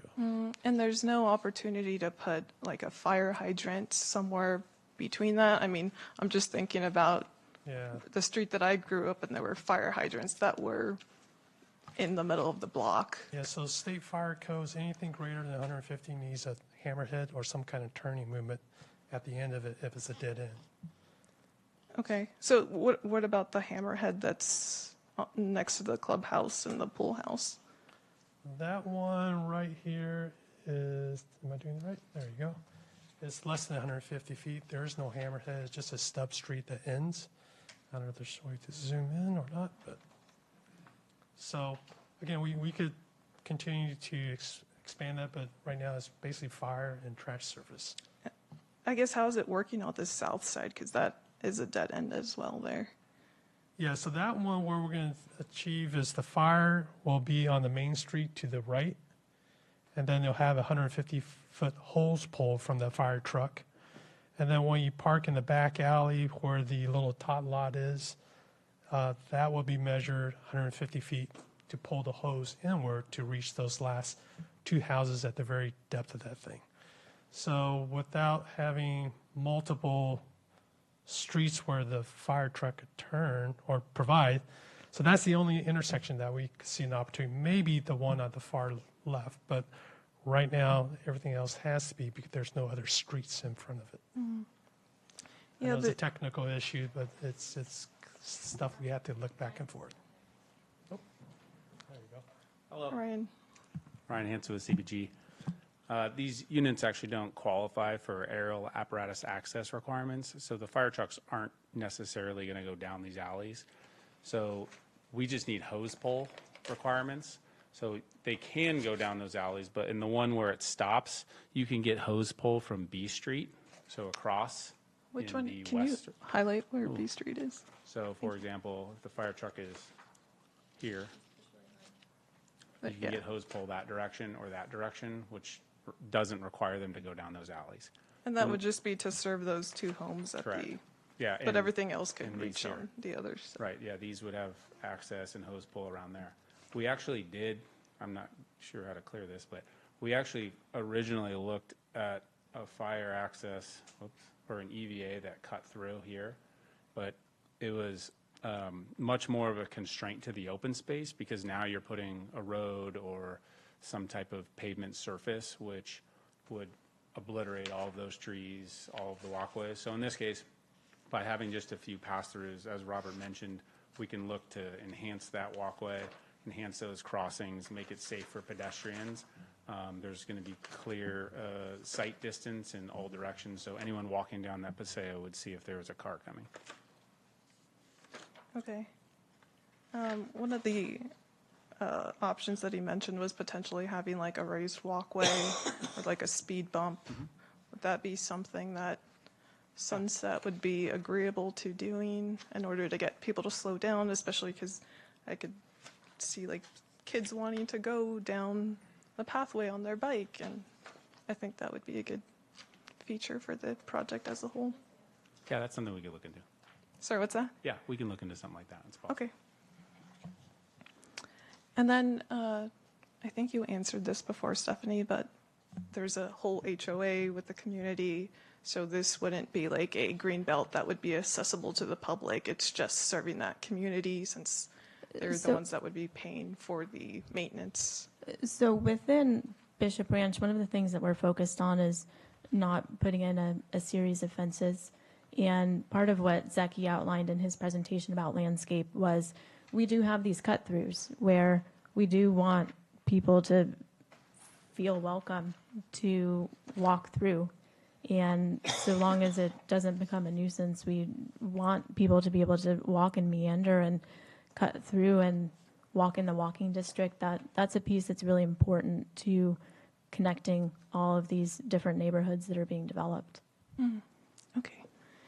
And then just from what I was looking at the landscaping plans, it doesn't look like there would be like a fence that would separate those single-family detached homes. It looks like potentially the patio has a walkway that connects to the main meandering path on the greenbelt. Is that correct? That's correct. No private front yards. Thanks, Zeki. One of the things that's noted in the development agreement is having like a clean phase one, like a clean site for Eden to go ahead and build that affordable housing.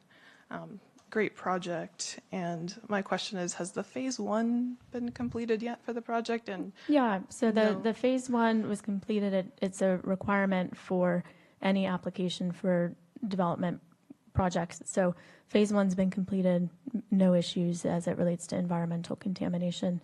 The only thing that we typically see in Bishop Ranch is the prior agricultural uses. Sometimes you can see some things that show up in the dirt, but nothing that precludes or prevents residential development.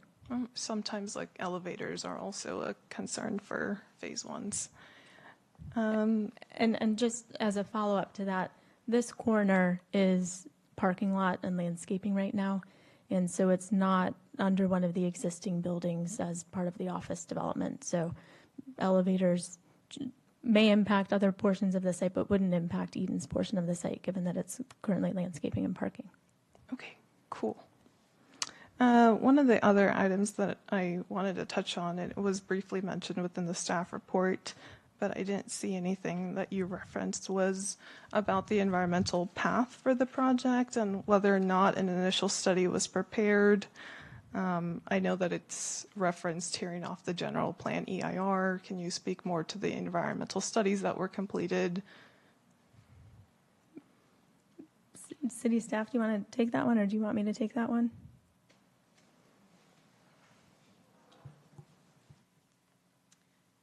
Yeah, so the applicant submitted the acoustical study and the transportation, the traffic study that analyzed the VMT that resulted in the net reduction of VMT compared to the existing office uses.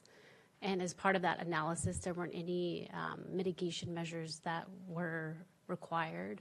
So the project is tearing off of the general plan EIR and will follow the mitigation measures associated with the general plan EIR.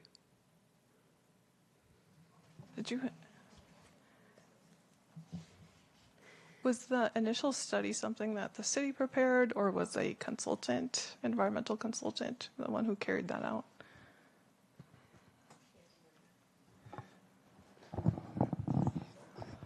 So First Carbon prepared the general plan EIR and the mitigation measures associated with that. And so because the project's tearing off of the general plan EIR, there's no additional initial study that needs to be done. We evaluate this project based on how the general plan originally envisioned this site to be developed, and we prepare our analysis and the needs for additional studies or mitigations based off of that.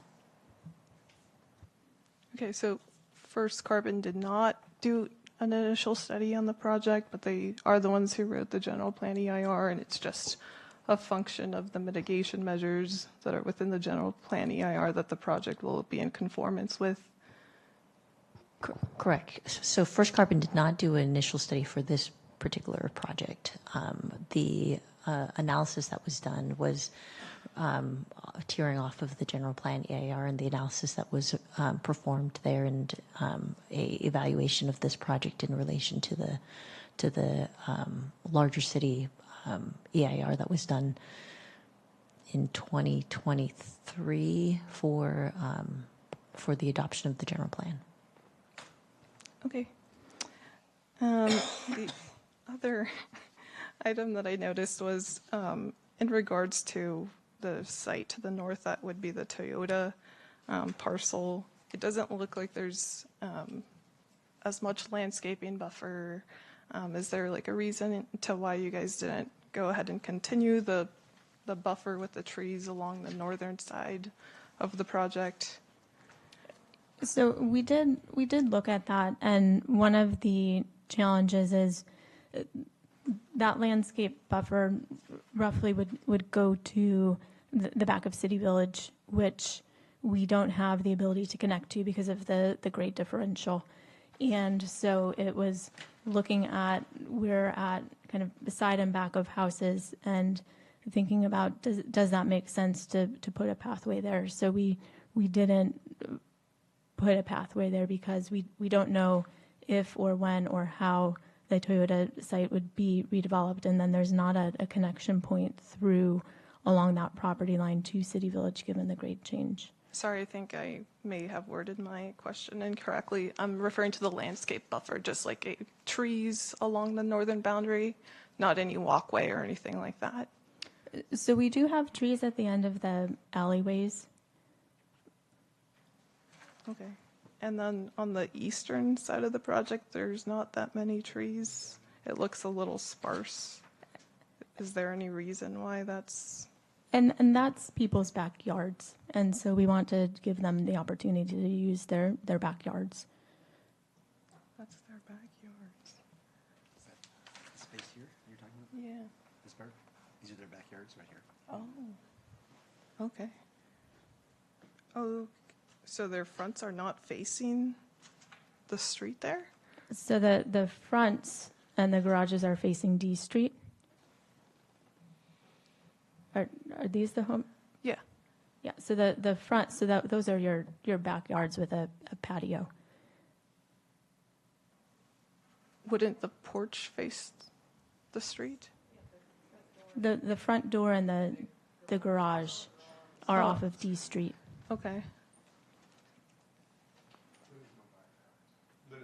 There's like, yeah. Small Okay. small backyards, and this is where the grade changes to the property next to it, so there's probably retaining walls and all sorts of stuff like that on that property line, yeah. My other question was related to some of the engineering service special conditions for the project. And it referenced the left turn lane and the median opening on Executive Parkway and how that should be removed and reconstructed to be a continuous median with some landscaping to match the existing median landscaping. So when I was looking at the plans, there is that opening and you have a condition to modify that. So when my thought was, are the entrances just right in and right out? And there's no opportunity for someone to make a left onto Executive Parkway?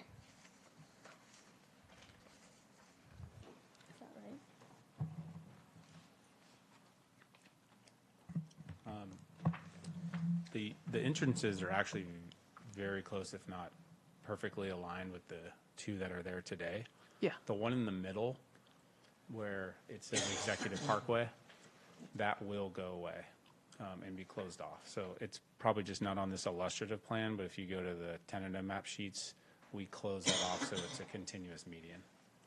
Does that connect to the median to the east? So basically, this median, everything here will just all be closed off until you have this turn in Okay. to that entrance. You'll still be able to turn out like they do today. And then, so all these movements will remain. The difference is this middle median will just remain closed off. Okay, yeah. My concern was that it was only right in and right out, and there would be a median throughout the whole Executive Parkway, so no one could make a left, and it would just only be right in and right out. Yeah. Now this kind of mid-block median today was actually only a left turn in. It wasn't feeding any access points to the south, so closing it off makes a lot of sense. Okay, yeah, because my concern was that I thought it was all closed, so that would only allow someone to make an entrance into it using a right-hand turn instead of a left-hand turn. The other question, sorry, I have a lot of questions.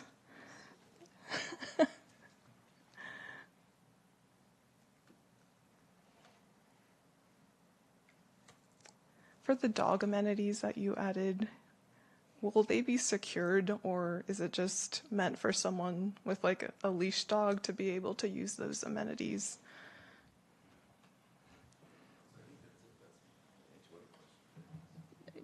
We aren't proposing fenced-in dog amenities where it's essentially you're walking along a pathway and you have the ability to stop at the doggy water fountain and you can grab bags and things of that nature. We did discuss back and forth about whether we would do an enclosed dog area, and given the total residential population, chose to not do an enclosed dog area. So it's really, there's amenities along a pathway that they can access, but it wouldn't be off-leash dog area. Okay. And my next question is related to the green belt. I know that you mentioned the possibility of having like one builder go ahead and potentially build this whole project.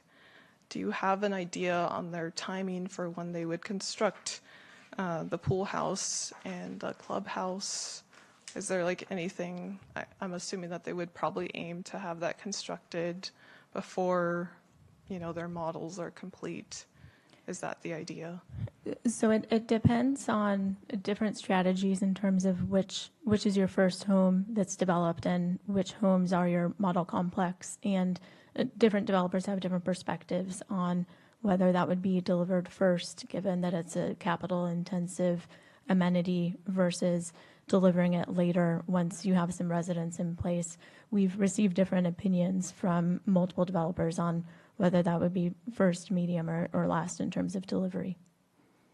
Okay, just because my concern was City Village that's next door, has a park, and we've seen the delivery of some of those units, but the park has not been built yet. It looks like right now they're building the underground detention chambers, and I'm not sure when that park is meant to be completed, but ideally, what I've seen some cities do is have tie the park before the first certificate of occupancy for the homes. So that way the park is fully built out, and then, that would, or sometimes I've seen other cities where they have, by this number of building permits, you should have the park established and, accepted before the city. So that was my sort of concern, was when would that green belt and those community amenities be established, or would that be at the end? That's it. Thanks.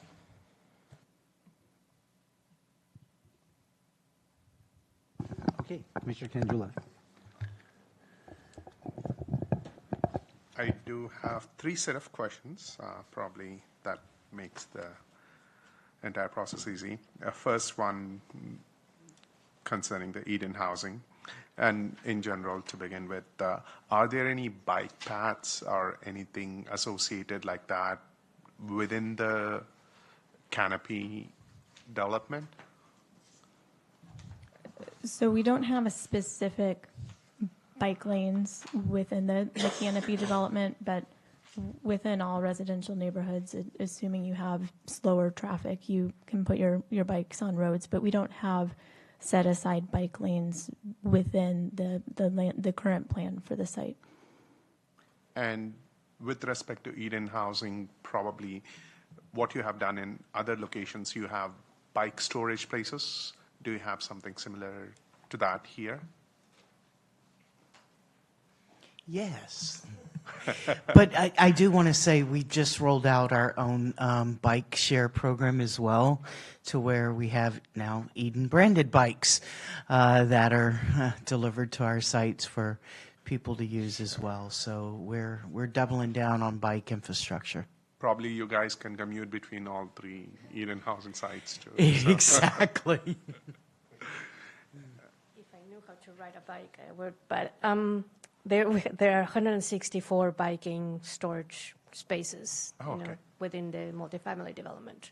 Okay. Somewhere along the same guidelines that you have proposed for the other, close to the mailboxes, close to the front area. And close to the lobby in order to have security. But, I don't think that you can see it in the site plan, but it's close to the lobby for security reasons. Yeah. And I've seen this picture shows the LO1 closed off, but I think when the architect showed, it was open to different ways, the entire Eden housing project. So that's,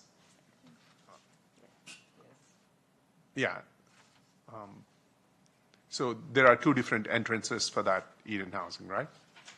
Rather than one way. Pedestrian access, or? Yeah, pedestrian or access to the building itself. Correct. So we have a pathway at the top on the north.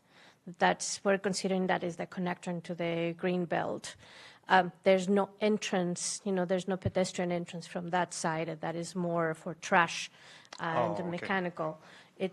We are actually asking, or forcing the pedestrian to connect from the node that is developed in Executive Parkway and A Street. Okay, got it. And I do want to thank Stephanie for pointing out all the advantages of renting versus home buying, and that was one thing. But as you know, we all serve at the will of the City Council, but when their point was, you were there, and in the previous meetings when earlier Eden Housing Project was approved, they had some concerns. Okay, we will be doing this, but we might not want to continue this. having all the 3-bedroom, 4-bedroom homes, individual homes, which are 3,000 square feet, 2,500 square feet, and their comparison to the rental units, which are 1-bedroom, 80 of them being 1-bedroom, 40 of them 2-bedroom, another 40, 41 3-bedroom. So we cannot compare apples to oranges. So I understand the point of moving from 15% to 22%, but there could be some heartburn overall from the city council, and probably what you guys did was excellent, that you have helped through with the Iron Horse Trail for the previous project. Do you have any plans, something similar to this one? I would strongly recommend, because city is offsetting one with another. So I would personally would like to see that. And with response to the Iron Horse Trail, there was commentary about what is the community benefit for existing residents with the proposal for the Camino Ramon development. And when we look at Canopy, we look at the substantial improvements to the walking district that are being implemented both along Executive Parkway and Bishop Drive, which does improve the walking district for existing residents. We have 80-foot setbacks along Executive Parkway. We have large trees. We have meandering sidewalks. That is something that someone who's not necessarily living in Canopy or the Canopy affordable benefits from. And it's the connection to that. It's the bicycle improvements that are being done to the right-of-way. And ultimately, it's connections to City Walk, where the Lakes District is right across the street in Executive Parkway. That's substantial land area of the site that's being dedicated to committing to building the walking district. And the walking district ultimately is a private investment that is occurring. The city's not funding the walking district components of this project, and ultimately it does benefit the larger community. I have another question, Stephanie. On that note, will that be dedicated over to the city? So this would be privately owned, privately maintained, and then publicly accessible. So the walking district is a set of guidelines, and the plan when it was adopted was that as development takes place by private developers, they would be expected to make amenities available, you know. And so this is an example. So all of the amenities, the additional landscaping, the wide buffer, the meandering sidewalks is all part of the walking district plan. In comparison to the first Eden, there were amenities there, but was not part of it, you know, because it's the Iron Horse Trail, and Iron Horse Trail is one of those things that everybody owns it and nobody's in charge of it. So what worked out best in the city council's mind, I think, was to start to build an improvement set of some funds available so that came there. So, you know, city council can choose to do whatever they choose to do at that when the development agreement comes before them. But again, Yeah. our scope and our responsibility on the development agreement is pretty narrow. Absolutely, and Yeah. that is the reason I would like to add comments and recommend that city council take a look at that. And my third question is regarding the clubhouse and the pool. So we have the entire green belt, but at the which is capped by Street B, if I'm correct. If it's very small, but I can barely read that. B as in Bravo.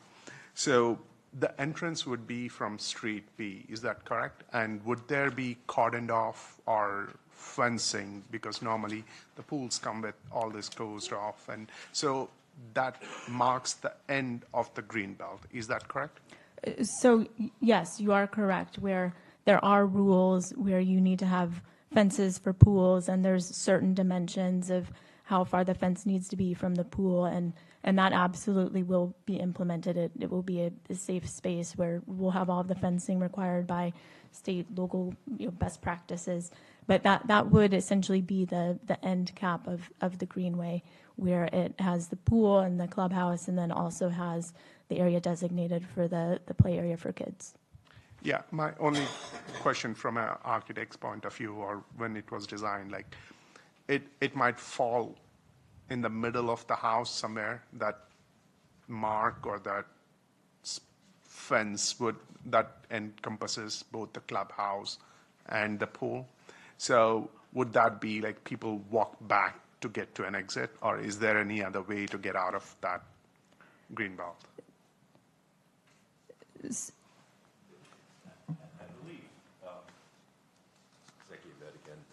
Landscape Architects. I believe, can we zoom in on this? No. Okay. So You can just click on the lens button or something. anyway, Yeah. right here, we're going to have a propose possibly getting a gate Yeah. right in here. So pedestrians can come up this way and connect in, and then, obviously from the street. So if you're living in the community, you can come through the pool, you have a fob, Yeah. and you open the gate and you come in. You could come in, but Absolutely. you go out from the street B, but people who are using the green belt, they have to get back to, is that street B? Yeah. There is a connection on the side. It's hard to see. There's a walkway on the bottom here, right? Oops. Next to the homes, Let me clear this. 173. Yeah, right, Okay. right down there. There's a walkway. So you're connecting like this. And then you're coming in here, Okay.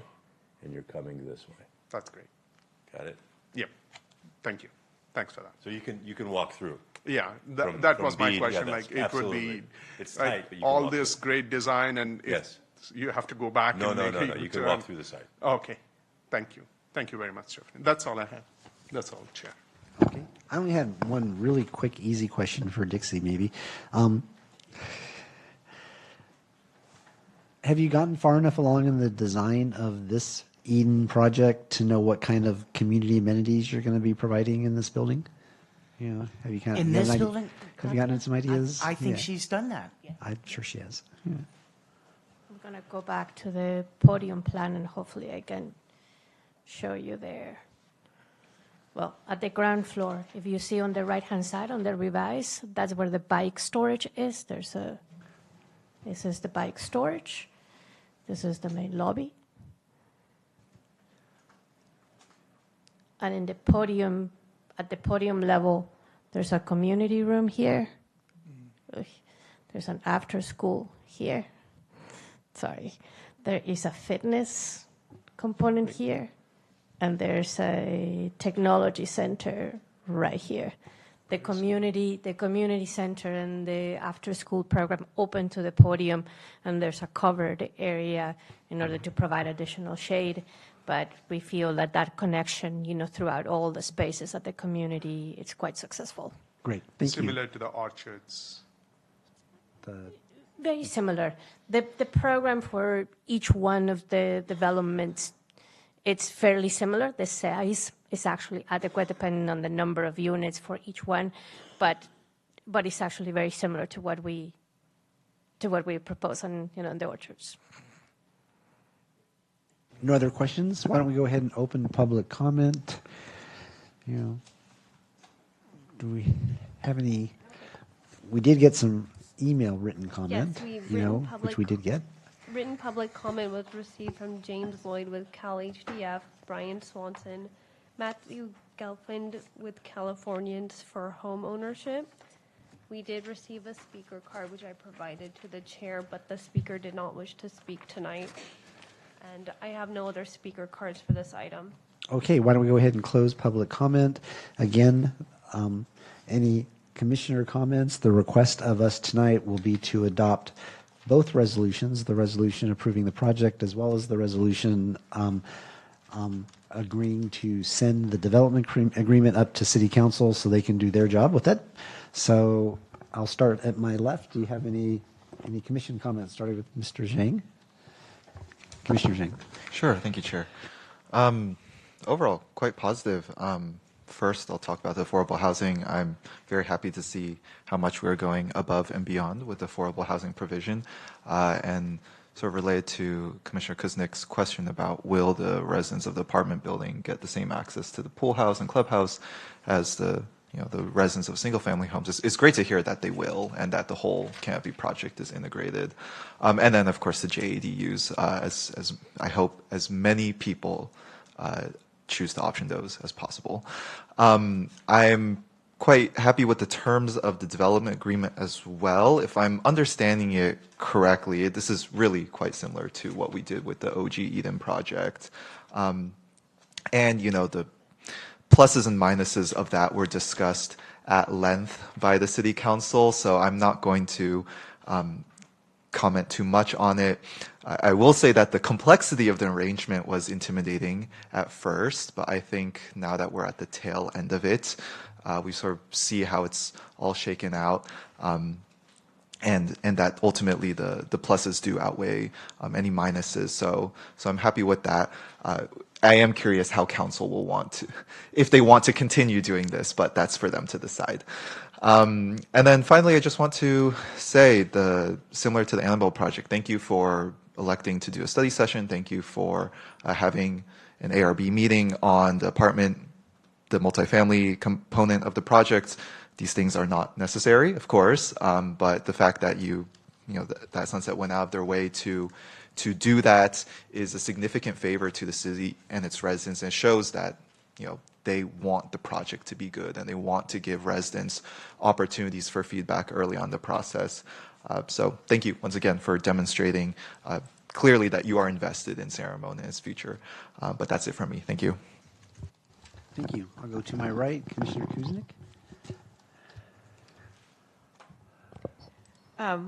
We have seen a number of these now, and I think as we've gone on, the comments are kind of falling into similar categories, and I trust that not every project has to have them all reiterated, so I'll keep mine brief, and it looks like a good project. Thank you. Okay, Commissioner Vito. Thank you for coming before us, especially at the study session, to hear our feedback and improve the circulation of the site. I think Eden Housing did a really great job in terms of their architecture and having that flow, and I think it's a good balance between what's proposed for the single-family units in relation to that. I think it's going to be a great project and offers a lot of amenities. As previously noted, since none of the Canopy site will be having for sale product, by having the increased affordability as well as a larger share of those affordable units, I think it's a real benefit, especially with the amenities that Eden can go ahead and provide. Just two kind of conditions that are similar to what I had initially said for BR12 was there was those two technical analyses that were completed on the air and also on the noise, to just go ahead and add two conditions to ensure that those are picked up on. The reason why I asked this is because sometimes when builders are looking at a project, they're reading the conditions and they're not looking very closely at those other technical analyses, and that's not necessarily shared sometimes. So I think it's just like a more streamlined way of notating that and making sure that the developer is aware, whoever will build this project. And I would also like to see those raised walkways and seeing how Bishop Branch Sunset Development goes ahead and moves that forward, some sort of traffic calming measure to make sure that there's pedestrian and bike sort of safety as one crosses between that green space, I think would be really critical. And overall, that's kind of the extent of my comments. I appreciate all the different elevations for all the different plan types. I think there's a number of different options to choose from.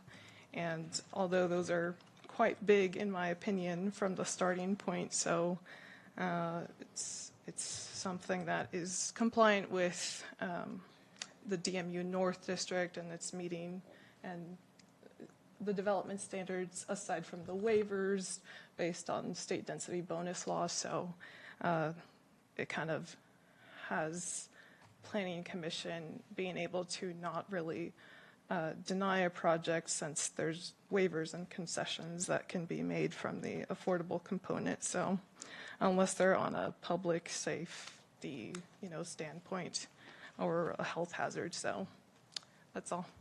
But overall, great development. Commissioner Kanjula. Yeah, I'll reiterate many of the points that other commissioners have brought about. And I do want to thank both Stephanie and Eden Housing for coming here and bringing this up. As we go along, the number of Eden Housing projects are growing in San Ramon. Probably that may be a good thing, but I'll leave the comment and ask the city council. I'll put that burden on them to have that measure of rent versus what their thought is and how they want to bring that up. That would be an important note for them to make that decision. I also want to officially enter saying that would like to see, I know it's not apples to oranges, it's a comparison of apples to oranges, moving the affordability from individual homes with 3,000 square feet to the affordable housing units, which are 1 bedroom and 2 bedroom. So one good thing that I have seen with this project is the architect, that the way the Greenbelt is put together. So that is a little bit unique, and I've seen one similar project in Gale Ranch in San Ramon, which looks pretty good. So I hope this one also turns out to be great, with everybody being able to use that Greenbelt with good sunlight, and it feels more spacious instead of looking at that entire community as very close without any spaces. This Greenbelt adds a lot of color and amenities to the residents, which is good. I'm happy with the bike situation and everything from a waivers perspective. I understand based on the SDVL, we have to do that, and I'm in complete agreement with that. So I'm okay with all of this, and I really like this project overall, looking at the way it has been spread out, the architect that has been worked on. Thank you. Great. So I think the way that makes sense is that we process the two resolutions separately, 1625 and 1725. So with that, if there's a motion to adopt resolution number 1625 with the two additions, there's a motion. And the third one, just recommending the city council to look at it, have a closer look, very similar to the earlier. So that would be the development agreement, not the project, correct? Not the project, yes. Okay, so we're gonna stick to 1625 first, and so if I can get a motion to Okay, adopt resolution. I will move that we adopt Resolution 1625 with the amendments that reference the acoustical study and the air quality study as part of permitting. Okay. Is there a second? Through the chair, and also the additional condition related to the raised crosswalks along the And raised, Greenbelt. so noted, Yeah. including the raised crosswalks. Yeah. And that one I think is that if appropriate or if acceptable by the zoning administrator or planning staff, I don't want to commit anything on the dais of a redesign of the engineering without just tonight, just because we think it sounds like a good thing. So, with the proper language, I think I'm fine with adding that in there. Okay, so is there a second? Yeah, I'll second that. Okay, motion Commissioner Kuznick, second Commissioner Zhang. We'll go ahead and vote.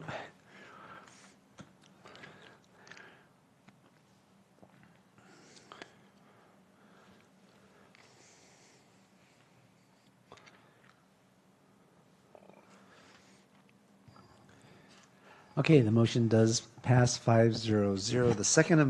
The second resolution is Resolution 17.25, which is the development agreement. And again, what we're actually resolving and sending forward is that it's consistent with the inclusionary housing ordinance, that it is consistent with the general plan and the housing element, and the affordable site development agreement is consistent with all provisions of Division 6 of the zoning code, and that the affordable site will not be detrimental to health, safety, and general welfare. And as a reminder, this is exactly the same development agreement with some labels changed in it, but it's the same essential terms that we saw with the original one. So, and I don't know that if we would like to encourage the city council to look at the specifics of it, I don't think that belongs in the resolution or in the conditions of approval. I think if anything, the comments from the planning commission can show up in the staff report accompanying the, Yeah, any commentary from the commission or wish lists we can put in the staff report as opposed to in the resolution, so Yeah. we'll be aware of what the commission's Okay, views so that, are.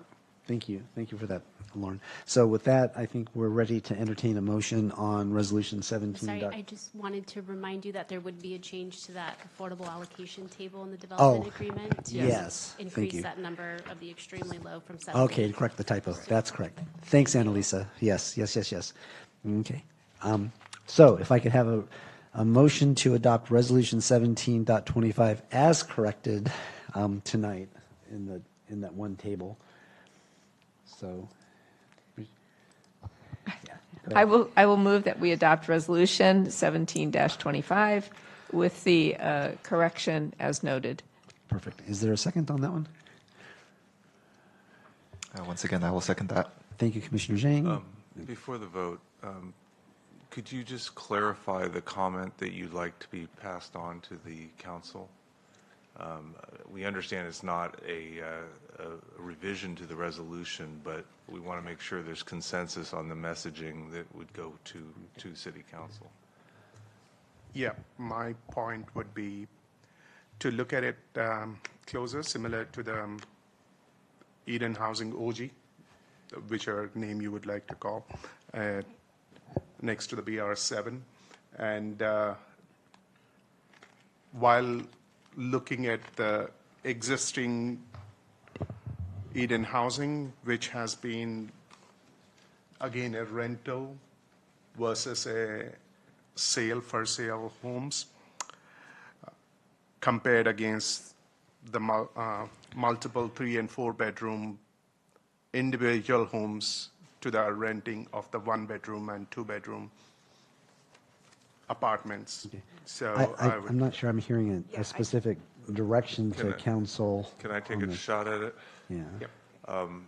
You're asking, I believe you're asking the city council to take a look at the ratios for the for sale, essentially the ratio between the for sale to the rental, whether that's appropriate given the negotiation that took place with the Camino Ramon project. Fair enough. Close enough? Yep. Okay. Okay. Thank you, Lauren, for interpreting. Okay, so we've had a motion, we've had a second. I think we're ready to vote now, unless I missed the vote somehow.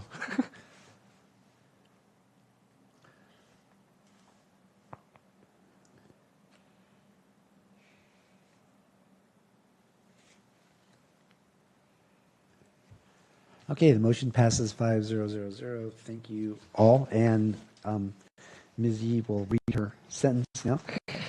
Thank you. Decisions of the Planning Commission may be appealed within 10 calendar days of decisions by filing a letter stating the grounds for the appeal along with the appropriate filing fees with the city clerk's office. Thank you. Thank you all for these two items, and we appreciate you spending the evening with us tonight. I'm sure we'll see you soon again. Okay, thank you. So we can go ahead and wrap up our meeting for tonight. Okay. Item 10, non-public hearing action items. There are none. Item 11, study session, commissioner liaison reports, and staff items. Does anybody have any liaison reports? I know Commissioner Kuznick has been Yes. studying carefully. Yes, and I will try to make this brief. I watched the Parks and Community Services meeting of last week, and the major focus was on two large topics. The first of all was reviewing the Trails Master Plan. This is the county assessment done using our website and interactive links. The goal of the master plan was to create connections between neighbors and open spaces, to enhance the Iron Horse Trail, especially in regards to shade, widening, and multi-use, to enhance existing trails, specifically more loops with trail signage. And then also the important desire was access points within neighborhoods, which included then new trailheads that people could access the parks. For the Parks and Community Service people, the next step is prioritizing these goals, these desires, creating an action plan, identify funding, develop construction standards and minimum standards, and then identify specific alignment with the plan. So a lot to do for that. So they also suggested that early in 2026, they would like to move some trash cans or realize that more trash cans are needed on the trails. And that there should be a strong relationship with external groups, specifically like Planning Commission, HOAs, and things like that. And they're still looking to create a system of sponsorships, and I think that is not, I don't think they're being as fruitful in that as they had hoped. Now, the other big topic of the Parks Commission was the co-sponsorship role within the city. Now, I was not, even having been a Parks Commissioner, I was not familiar with the term co-sponsorship.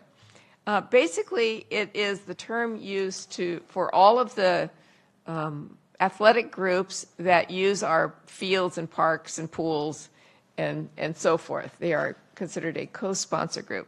So there was a lengthy review of what is the criteria for co-sponsorship, which again was surprising because it includes things such as your group must have a minimum of 100 participants. You have to be established for 3 years already. Is it a emerging sport or not? There are also some special requirements dealing with the percentages boys to girls. And they have to comply with safety documentations, budget checks, et cetera. Now, having said all that, the current plan for allocating fields and facilities still seems to work pretty well. It doesn't satisfy everybody, but it still seems to work pretty well. The biggest difference is, historically, we used to have to allocate fields for football and cheer, and now we're allocating for cricket and something else. I'm sorry, I didn't write it down fast enough. So 50% of all the Tri-Valley pitches are here. We've changed we've lost 3 diamonds and 3 soccer fields and added 3 pitches. So it's a pretty big swing for the city of San Ramon. And with all big swings, I think there are some growing pains. And so it's been a hot topic in the Parks and Community Services, which then bubbled over into, or bubbled out from, the city council meeting. So that's the report. It was, again, quite long and very detailed, and there was lots of questions, lots of public comment. I'm not sure everybody came away feeling satisfied, but they did get a very thorough explanation of the situation. So thank you. That's my report. Great, thank you. That was 3 hours in the car on YouTube Saturday. Wow. Time well spent. I'm glad you did it safely. So I attended the last city council meeting. There were two topics. The first one, Stephanie already mentioned, was a really well-done presentation on Eden Housing. It was not a specific project. It was really about all of the what is and who is and how does Eden Housing do what they do. So I would suggest that we all watch it at some point, you know. The second item was a follow-up to the Climate Action Task Force, that one of their final chores was to make a recommendation to City Council on what they should do now that the Climate Action Plan was adopted. And they did. They made a recommendation that there be a Sustainability Advisory Committee. And they met. They talked about what the responsibilities might be, things like how often they should meet, and the makeup of the committee. And that was translated into a draft set of bylaws and charter, and that came before the City Council, who did adopt the recommendation. And so we now have a Sustainability Advisory Committee, and given the holidays, I think that recruiting, et cetera, will probably, you know, commence after the first of the year. So, but I might be wrong on that one. It was a pretty animated discussion on that as well. So that was one of the advisory committee meeting. ARB did not meet recently, but I did want to call out that the Transportation Advisory Committee is meeting on Thursday. We do have responsibility as liaisons to that committee. They'll meet Thursday at 6 p.m. here, not here, down there usually. So I think Commissioner Conjula, you're the primary, and Commissioner Avila, you are the backup. I want to just make sure that we do have somebody that's available to attend. Okay, perfect. Thank you. They're usually very good committee meetings, and there were really no other liaison reports that I'm aware of. No. Okay, so I'll turn to Ms. Yee and Mr. Barr to let us know what's up. Okay, so next regularly scheduled meeting would have been December 2nd, but it looks like we have a break in items ready for the commission, and so we're going to cancel the December 2nd meeting and expect that we should have items for December 16th, but happy Thanksgiving, and there will be no packet arriving at your doorstep Thanksgiving week. Terrific. Thank you, everybody. And since we have no meeting, I'll just remind everybody that Tuesday, December 2nd is Giving Tuesday. So find a charity of your choice and do something good for people on Giving Tuesday. So with that, I'll go ahead and adjourn the meeting for tonight. Thank you all. Very good work, very productive meeting, and we were relatively efficient. So let's adjourn at 8:52 tonight. Okay. Good night, everybody.